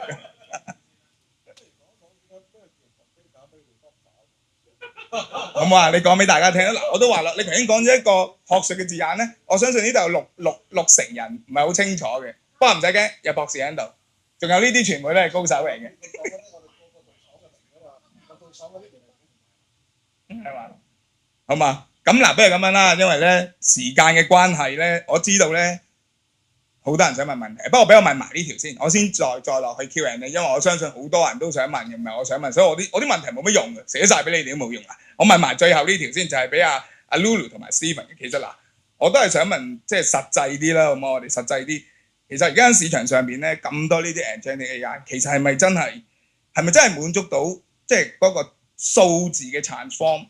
係嘛？係咪自動化係咪真係幫到手嚟嘅啲 agentic AI？已經係咪真係可以幫到手啦？咁同埋有冇商業價值先？有冇商業？嗱，頭先睇到嘅好似係 B to C 喎，你做到好多嘢都係 B to C。究竟我哋 B to B 有冇商業價值咧？其實係咪到呢個 moment 已經係可以做到嘅？因為都係等多一陣啦，咁樣係嘛？咁同埋最尾我哋梗係講香港同大灣區嘅融合，咁咧 agentic AI 係咪真係幫我哋可以再拉近我哋大家成個數字經濟咧？好嘛？阿 Lulu 或者阿 Steven 是但一個答先啦，跟住好多人問問題㗎啦。或者我答先啦。咁其實講緊 agentic AI 啦，我即係唔係講龍蝦呢樣嘢，而係講翻AI agent。咁其實的而且確喺某啲行業其實都已經係，尤其是喺 IT 啦，其實已經係真係可以叫落到地㗎啦。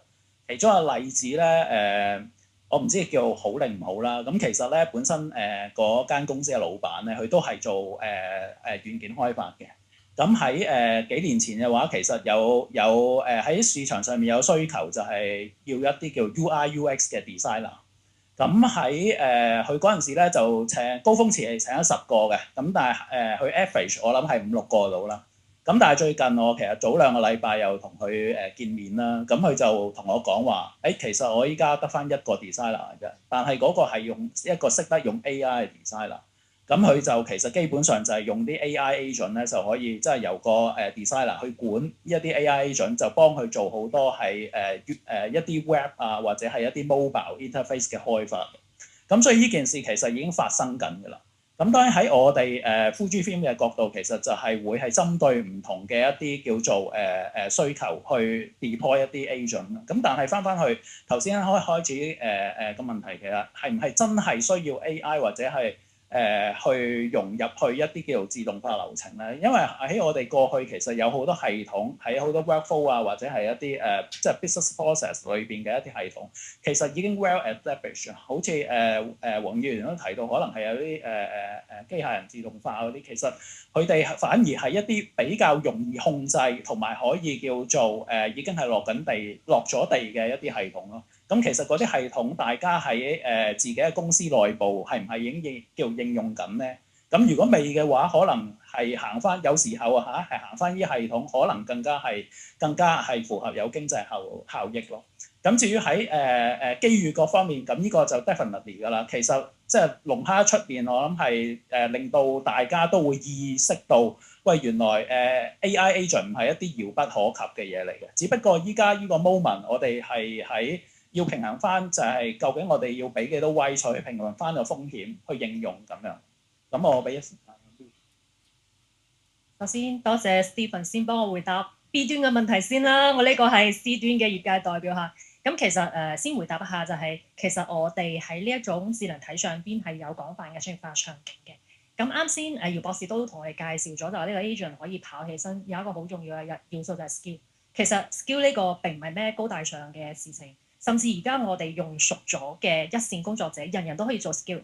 咁假如你嘅 skill 係好隨類嘅，又或者佢可以解決專業化問題嘅，後邊我哋會有更加規劃，又或者更加專業嘅 skill 市場 skill store。咁呢個時候你可以通過商業化投稿，又或者購買嘅形式，去形成呢種 skill 嘅商業化運作。係咁，相當於就係我喺使用 agent 嘅過程之中，我發現咗新嘅方法論，我將佢形成咗一個 skill， 跟住我喺store 裏邊去投稿。呢個時候有我嘅受眾去購買，呢個時候我就賺到錢。其實呢個生態市場喺我哋以前 App Store 已經運作得非常之成熟㗎啦。所以其實喺呢個 agent 裏邊，我哋係俾咗好充分嘅空間俾每一個個體，每一個人其實都可以打造自己嘅 agent，然後喺 agent 上面可以發揮到佢自己唔同嘅 skill。呢個時候佢可以解決到佢自己嘅問題，佢可以解決到企業嘅問題，仲可以解決到商業化嘅問題。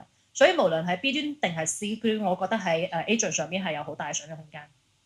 咁啊嗱，聽完阿 Stephen 啊 Lulu 講咗B 端啦、B to B 啦。Lulu 係 B to C 啦，咁好清晰啦。頭先我覺得 Lulu 講得好好嘅就係咧，其實有一個商機嘅。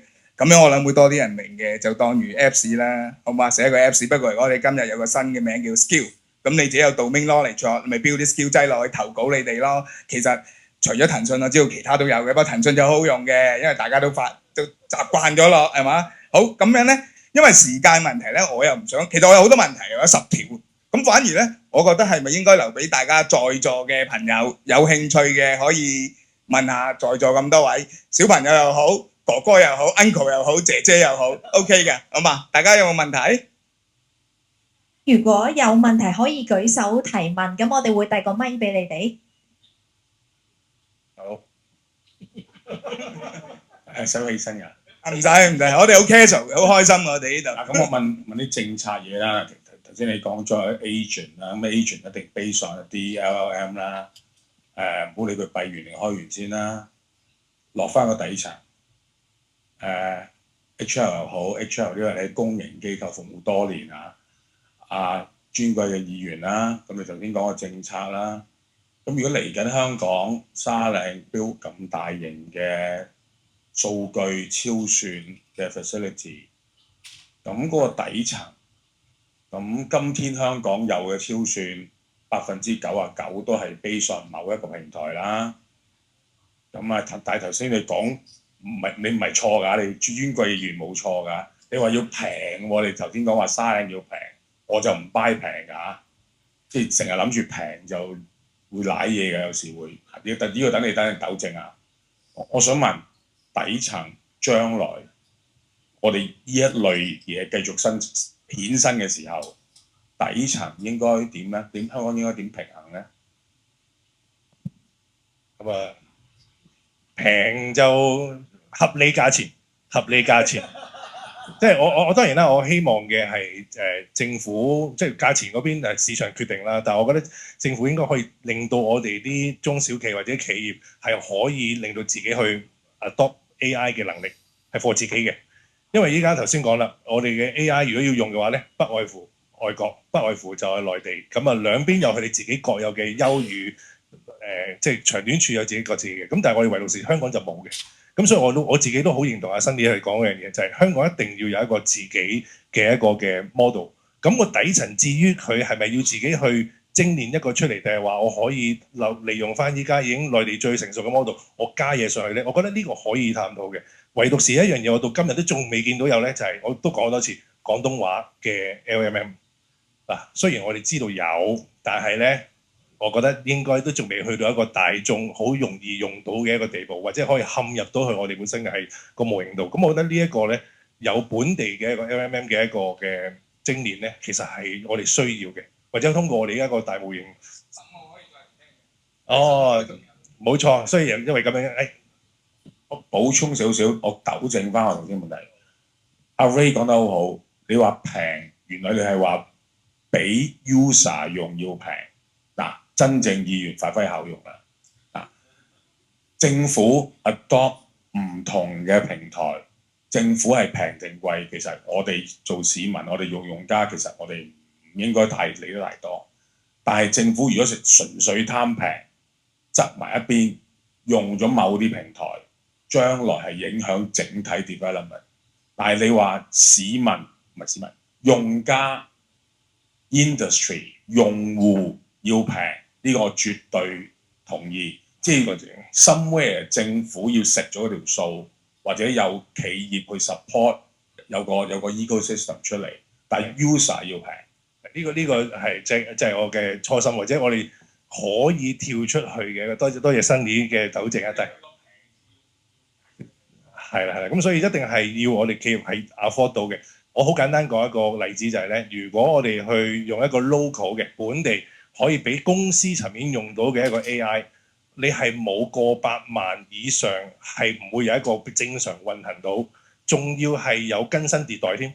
即係可能就聽我2年後，哇又出一個 H 幾百咁樣嗰啲咩，咁你之後賣佢好唔賣佢好咧？咁所以呢啲嘢咧最好係一個大範疇去統籌呢樣嘢，咁我哋就去用就得㗎啦。所以我哋一見我哋政府成日講就係算力，其實我哋講緊當然，唔係個市場好大嘅，我哋市場好大，因為我哋仲有內地嘅唔同嘅星騰啊或者牌子，所以我哋係開放好多唔同。不過我哋就要更加多接受唔同嘅情況咯。多謝主席，多謝主席。仲有冇其他嘅提問？其他仲有冇朋友想提問？冇喎，繼續問落去嘅喎。其實我未問完嘅，真係好多問題，因為通常咧就好多問題嘅。嗱阿 Ray 唔俾你講住啊，議員，你即係你 airtime 你壓咗好多嘅，我哋好寶貴嘅工業總會時間，你明唔明啊？首先要咁啊。Charles 乜問下你？嗱喺技術角度去評估咧，其實而家我哋講緊用呢啲 agentic AI 又好 AI robotic whatever， 其實我哋用呢啲方案嗰陣時，我想問你咧，點樣去判斷佢嘅成熟度同埋可靠性嘅風險？你點樣評估呢啲嘢？嗱，頭先講融入大灣區啊，我都想補充個意見，就係你如果唔呢個唔係選項嚟嘅，其實你唔用咧，你同人溝通唔到噶啦，第時。因為嗱，我舉個例啊，因為我都有幾個即係以前嘅舊同事咧，就創咗業，咁啊喺幾年之後上咗市啦，咁啊。前排我見到佢哋喺即係內地嘅同事嚟嘅，咁啊佢哋都用咗呢個agent 啦，同埋呢個 AI 咧喺佢間廠度 ，OK to I 啊 ，OK 咁啊啲廠做點樣用咧？就呢個係好大嘅題目啦。咁而家頭先講話又要幻覺啊，又驚啊有 probability 噶嘛，佢唔係一個肯定噶嘛。咁佢喺咩場景裏邊最適合用咧？目前咧，即係佢 show 到嗰個場景咧，就係都大家可能可以參考下。就係咧就做 verification， 即係佢咧就將啲所有能夠用文字處理嘅嘢，佢都可以用個 LLM 去處理佢。咁啊，佢將啲設計圖咧就即係變晒做叫 netlist 啊，跟住咧就用佢嚟對啦。咁呢個咧就係一個好好嘅場景嚟嘅。咁佢幫你對嘅啫，佢就嗰個用錯機，即係錯嘅機會低啲，同埋咧亦都可以將佢即係用另外一個 agent 咧去 verify 佢嘅 output。咁兩個嘢即係 A/B test 咁樣啦，咁佢就可以有啲更加準確嘅資料啦，即係個結果就出嚟。咁啊當然啦，你中間咧亦都有可能有啲情況咧，你要 human in the loop 嘅，一定要有個人咧去睇佢，你唔可以就咁哇喺左手嚟右手去就垃圾嚟垃圾去㗎啦。咁啊就呢個問題。咁另外咧，仲有一個場景咧，我諗啲廠家都有興趣啊，就係咧即係有個龍蝦幫你打小報告，不停咧就 mon 住每一個項目嘅進度，好似佢 mon 住嗰啲咁嘅 server 一樣，係啦，一樣嘅啫。咁 mon 住所有個項目嘅進度，即係採購又好，每一個我係淨係做 monitoring 嘅啫。啊呢樣嘢佢 OK 喎，呢個又唔使好大嘅 intelligence，但係咧要好多即係好 attentive 嘅，同埋咧就你要 set 個 RP 不停咁樣去 mon 住每一樣嘢，咁咧變咗呢樣嘢就再整翻報告俾老闆，老闆小報告正嗱，呢個都係一種應用場景，就不停咁 monitor 住好多嘅項目，同埋啲甚至機器啦嗰啲咁啊，呢種場景咧，可能就嗰啲即係ambiguity error 會細啲。當然你可能仲要揾個 agent 去verify 嗰啲資料啦。咁HL 呢啲真係有歷練啦，講啲嘢明就好清楚㗎啦。咁嗱 ，Lulu 啊，想問你啦，你哋都算係一個大企啦，係嘛？一個數字經濟嘅大企。咁我想問下嗱，其實咁多而家用咁多 AI，我成日都講咧，如果用 AI，如果唔識 cyber security 就冇用啦，因為就會中招嘅。真係呢個真係，我諗我倡議咗都有4-5年呢件事情。每一次有講 AI 咧，我一定係扯住啲講者，喂，其實你有冇一個點樣去建立一套又用到 AI 又可以一個風險避免咗呢個 cyber security 風險咧？其實你哋有咩以一個你哋咁嘅大企去點樣睇呢件事情？點樣幫到中小企去建立一個 cyber security 嘅概念？係同安全相關係咪？冇錯。其實咧呢個領域咧係要分兩端嘅，一種係 B 端，一種係 C 端。其實個人安全同埋企業安全係唔一樣嘅。咁從企業責任個角度嚟講啦，其實我哋兩邊都要兼顧，係啦。所以就係 for C 端嘅個人用戶安全同埋 for B 端嘅企業安全，我哋呢邊都會有比較高級別嘅符合行業標準嘅一個數據安全。所以呢一個係經我哋行業嘅考驗嘅，所以呢個冇問題。另外就係其實喺模式上邊，我哋都察覺到其實大家喺唔同嘅階段或者唔同嘅層次，其實有唔同嘅需求。我就舉一個例子下，喺我哋嘅產品裏邊，其實我哋有3種模式嘅，一種就係做一做模式，一種就係諗一諗模式，另外一種就係問一問模式。點解會有3種模式咧？做一做模式其實就係我嘅 agent 接收咗我指令，我就直接去做啦，我有執行能力。另外一種就係諗一諗模式，諗一諗模式係乜嘢咧？我接收咗我嘅指令，我每一步每一個 step 我都會同 agent 會同我確認，我 OK 之後佢先至去做，呢個就係諗一諗模式，相當於佢就係半自動化，喺高危又或者係重要優先級嘅任務拆分嘅時候，佢會得到我嘅確認，佢先至會繼續做。咁呢個時候就兼顧咗執行嘅效率，亦都兼顧咗安全。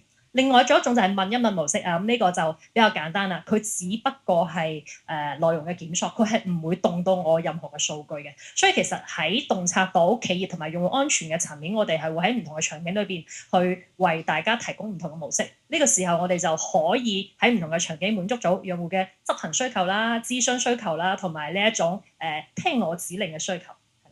咁嗱，整體都係 human in the loop 啦，都係要最尾響最高境界之下 HL 即係如果唔係咧就放咗隻龍蝦出去就唔知排咗啲咩，因為俾人排咗嘢啦。好啦，咁阿 Steven 想問下你哋 SI 嚟講，我諗你哋都 worldwide 嘅啦，係嘛？咁你哋又喺呢方面點樣睇啊？喺即係 cyber security 鼓吹 AI 之下，咁 cyber security 你哋有冇咩 solution 俾到啲業界可以即係幫到手用得安心咧？其實喺因應 AI 啊 generative AI 啦，其實喺背後其實我哋最即係有呢個重點就係本身我哋要理解到本身 LLM large language model 係會有 hallucination， 咁所以喺我哋應該要 plan ahead。喺一個 worst case scenario 出現嘅時候，我哋係可以，即係我哋有冇一啲叫做應對咯？其中一個 point 其實都可能echo 翻阿 Lulu 頭先講，但係喺我意思係喺背後，假如佢真係 AI 或者係佢會做錯嘢啦，咁佢做錯嘢之後嗰樣嘢究竟係唔係可以 reversible 啦？因為如果係可以 reversible， 就有一定程度嘅容錯率。咁呢個亦都係我哋去揀一啲 process 或者係揀一啲 task， 究竟去唔去俾 AI 去叫做 execute 嘅時候，即係可以考慮嘅。human in the loop 喺呢個 stage 嚟講，我覺得係即係絕對需要嘅，因為始終依家技術上邊始終係未係我自己覺得未係咁 ready 嘅。even 依家最頂級嘅 model 依然係會有一定程度嘅佢會做錯嘢啦，簡單咁講。咁而其實啱啱咧喺上年10月嘅時候咧，都因為我平時都睇幾多 research paper 嘅，咁清華大學其實有一份research paper 都出咗嚟啦，咁就係針對 hallucination 呢度咧，其實佢係即係開始已經揾到一啲叫做似乎係解決嘅方向同 approach 咯。咁我覺得即係隨住依家個 LLM 不斷喺度精進緊嘅時候咧，其實喺類似 OpenCore 呢個叫做咁高度自主嘅AI 嘅應用，其實都係可及嘅。咁當然喺 cyber security 層面嚟講，其實我哋講緊嘅就係成件事嘅 AI governance。咁個 AI governance 依家喺大家去採購呢類 solution 嘅時候，就要睇清楚背後其實個 vendor 本身係有冇依方面嘅一啲叫做方法去 manage 啦，令到件事係可以比較 transparent 啲啦，以及就係個 AI 做啲咩，究竟有冇 lock 㗎？咁有 lock 嘅話，我哋就會知道究竟其實佢係喺邊個 step 度，叫做就算做錯咗，我哋可以 traceable 咯。咁呢方面其實都好緊要嘅。同埋正如我頭先一開始所講嗰樣嘢，嗰啲 step 假如唔係 reversible 嘅話咧，即係可能嗰啲嘢最終已經有封 email 係 send 俾個客嘅話，咁嗰樣嘢有冇 human in the loop 咧？如果冇嘅話，即係個 AI 準講錯嘢，咁其實對呢個商譽都好大影響。阿 Ray，你有冇補充啊？一兩句啦，好快。有個 terms 叫做 agentic process automation， 其實就係 APA 啦嚇。咁即係其實 RPA 升級咗 APA。咁我覺得呢個咧應該係會係喺 enterprise 會行到嘅方向嚟嘅。就 Claude AI 嗰啲你可以擺去做下一個 level， 或者係我想用手機同佢傾嘅時候，佢解釋你嘅 message trigger 過一個 APA process 咧。咁呢個你哋可以用呢個方向睇，咁就相對地穩定嘅。Vincent 嗱，問下你啦，有道理㗎咯喎。我想問，如果你隻小龍蝦做錯咗嘢或者壞咗，咁你點樣確保個風險啊？即係唔會俾佢亂咁使晒老豆啲錢啊咁樣，咁點算咧？可以 set 嗰個 token 限制，同埋每次落 order 嗰陣時做個 backup 咯。你問下啲聽眾明唔明你講咩先？其實你講得好好啊，其實都係其中一個就係你 burn 晒啲 token 之後，即係你用晒你所有 token， 你咪即係用唔到咯，咪控制住佢咯，係咪？仲係睇住佢 monitor 住佢噶嘛？仲有冇啲犀利啲㗎？你開咗公司我聽講，仲有冇啲犀利啲嘅方法可以控制佢個風險咧？即係隻龍蝦唔俾佢周圍走，又唔會亂咁使錢，又唔會將我同爹哋媽咪你啊啲生活想上晒去啊咁樣，咁你有冇咩方法咧？俾一個安全嘅沙盒環境佢咯。哇！你真係好犀利 ，Sandbox 你15號要嚟聽啦又要。Peter，我哋有問題要。哦，好啊，好啊 ，OK。我代表業界嘛，唔知大家會唔會？其實人才都係一個好緊要，呢啲工具咧不停咁出，我哋 Fujifilm 都不停想揾啲新人。咁我哋頭先同啲老闆去傾，搶 Gen Z 咧都已經要有 work-life balance 啊，又要睇下佢。雖然佢哋叫咩啊 digital native， 我諗唔到 Gen Alpha 啦，我估佢已經係都 ready 到咁嘅程度喎。佢夜晚揾我咧，我有時唔答嘅。我頂唔上，即係問我啲嘢，我覺得哇犀利咁樣。係啊，所以我想問，究竟我應該問佢阿爸定係問邊個？你點樣訓練到一個咁嘅小朋友出嚟？然後我哋都想請啲咁嘅人才啊喂，點嚟㗎？爹哋講兩句啦，爹哋。OK，我叫 Michael 係咁點樣訓練佢出嚟？應該係俾個空間佢啦。咁首先佢想了解電腦嘅知識，咁咪去提供俾佢咯。佢大約我諗4-5歲到啦。咁嗰陣時我首先我畢完業出嚟係 programmer 嚟嘅。咁但係我而家唔係啦。咁我就有起咗啲 Apache 嘅 server 啦，即係technical 少少啦，即係一啲 web server 啦。Python 啦 ，Python 其實喺啲學校有得學啦。咁都會俾一個場景佢去試，譬如做一個 HTML 大約係點啦。咁跟住之後我就放手係佢自己做噶啦。咁佢會上 GitHub 啦，佢會上 YouTube 啦，佢會睇小紅書啦。咁全部嘢都係佢自己去研發出嚟。咁但係放手之餘，我都有個慘痛經歷嘅。佢 AWS 唔見咗幾多錢啊？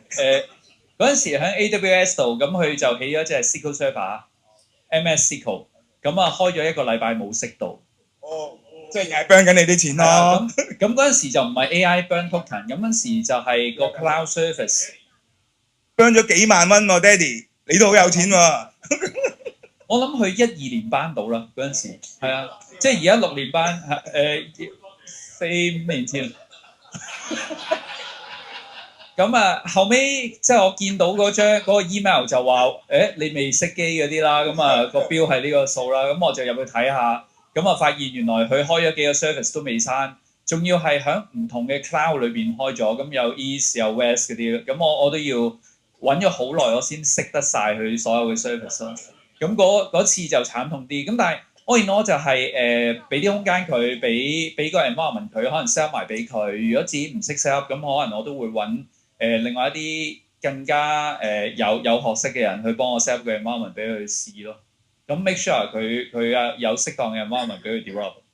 好啊，嗱呢個爹哋就啱啦。嗱咁樣咧，我諗下工業總會咧，我哋有 Q STEM 噶嘛，係嘛？我真係諗到，其實咧我哋深馬應該開啲課程俾我哋，尤其是我哋青委啊，我哋要夾多啲，俾你哋嘅 next generation 學多啲好似 Jensen 呢啲咁樣打電話嚟，我唔識答啊！而家我真係覺得自己好慘啊，係咪？好，咁不如咧嗱，我問最後一條問題啦。其實Jensen 不如你先啦，好嘛？如果在座咧有個老闆話，喂，你幫我做一件 product 啊，以你今日嘅認知咧，你想幫佢哋做咩啊？你覺得自己做唔做到啊？梗係做到啦。一個可以幫你全自動寫曲嘅 AI agent 咯。全自動寫曲啊？咁你諗住要做幾耐啊？你呢個全自動寫曲嘅 AI agent？呢個要睇佢寫要幾多功能咯。哦，即係又要寫幾多功能？咁要養幾多隻蝦啊？一隻蝦搞唔搞得掂啊？2隻啦。2隻哦，好啦。嗱咁啊，可能一陣咧有啲 uncle 走埋嚟，喂，你真係幫我試下喎。非常歡迎，非常歡迎。足夠嘅幅度。好啦，咁啊，真係時間都俾人撩啦。咁樣咧，我睇到Melinda猛咁撩。嗱，不如咁樣啦，我哋快啲，一人用一句啦。其實喂，我哋應該用一個咩心態去迎接 AI 或者係聽啲 AI 咧，或者整體成個創科改變緊我哋，我哋應該用咩心態去面對呢個危機同埋風險咧？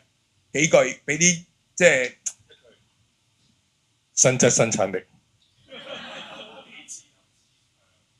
科技自立自強，自主研發，香港本地生產。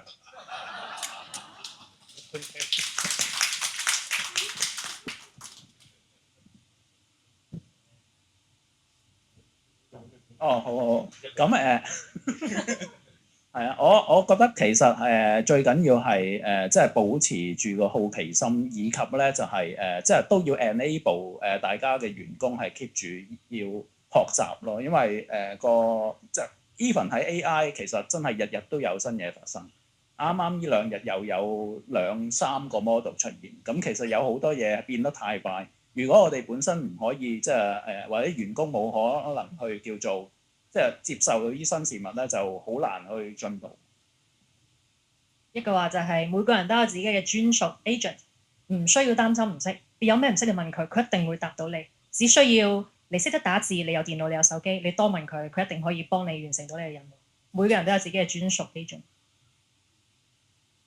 最緊要終身學習啦嚇，你要即係學習擁抱件事，同埋咧主動去揾個場景試下佢。你真係玩啊！冇，講笑嚇。咪先。3個咧講嘢。好，主席繼續啊，主席，俾個咪嚟。好，今日嗱，不如咁樣啦，我俾多條問題在座想問嘅問啦，好嘛？如果唔係，我哋今日就暫時咁多。一陣我哋茶聚嗰陣時，可以各自揾咁多位講者，可以大家分享下啦。咁大家仲有冇問題？冇，咁今日就個研討會到呢個為止，唔該晒。多謝晒各位。咁各位嘉賓同埋 Peter 嘅主持咧，可以先返回我哋嘅台下走咗嘅。咁今日亦都好高興可以邀請到咁多位講者出席我哋嘅分享會。而家我哋有請工總副主席以及第25分組香港資訊科技業協會主席岑建偉先生代表工總上前致送紀念品。首先，我哋有請工總立法會代表工業界第1黃永威議員上前接受感謝狀。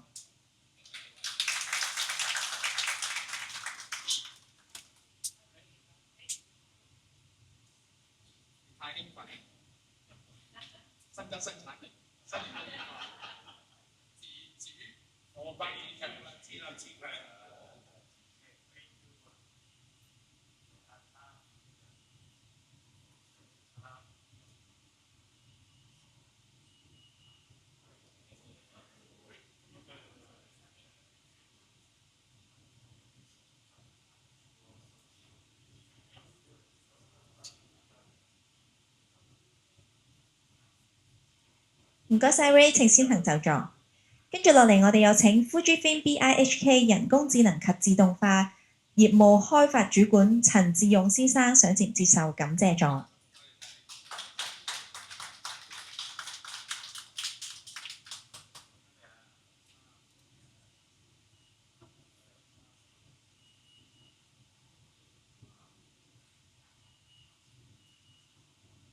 唔該晒 Steven， 請先行就座。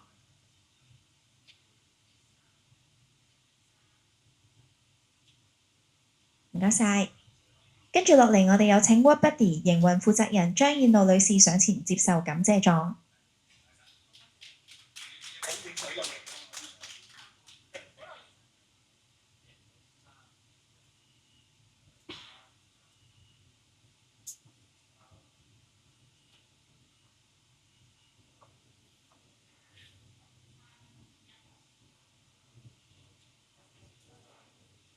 唔該晒張女士，請先行就座。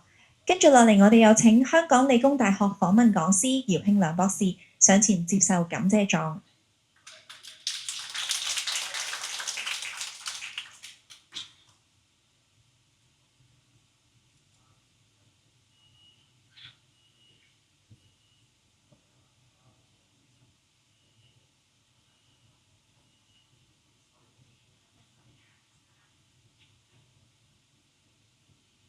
唔該晒姚博士，請先行就座。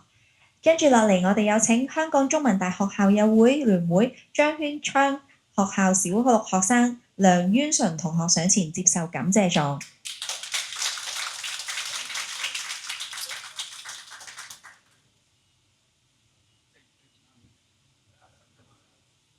我哋有請爹哋媽咪都一齊出嚟合照。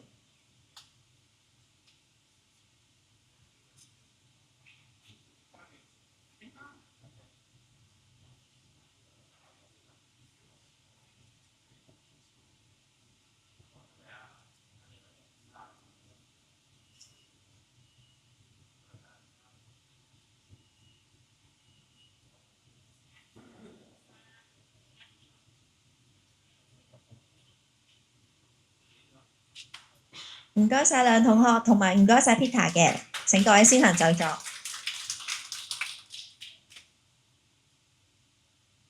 咁今日好高興大家嘅參與啦，不過我哋嘅活動仲未完結嘅，我哋準備咗小食同埋飲品會喺旁邊嘅會議室俾大家享用，咁大家請繼續留步啦，同埋都把握時間互相交流，亦都可以同我哋嘅各位講者大家一齊交流一下，問下問題，咁大家可以開拓商機，多謝晒大家。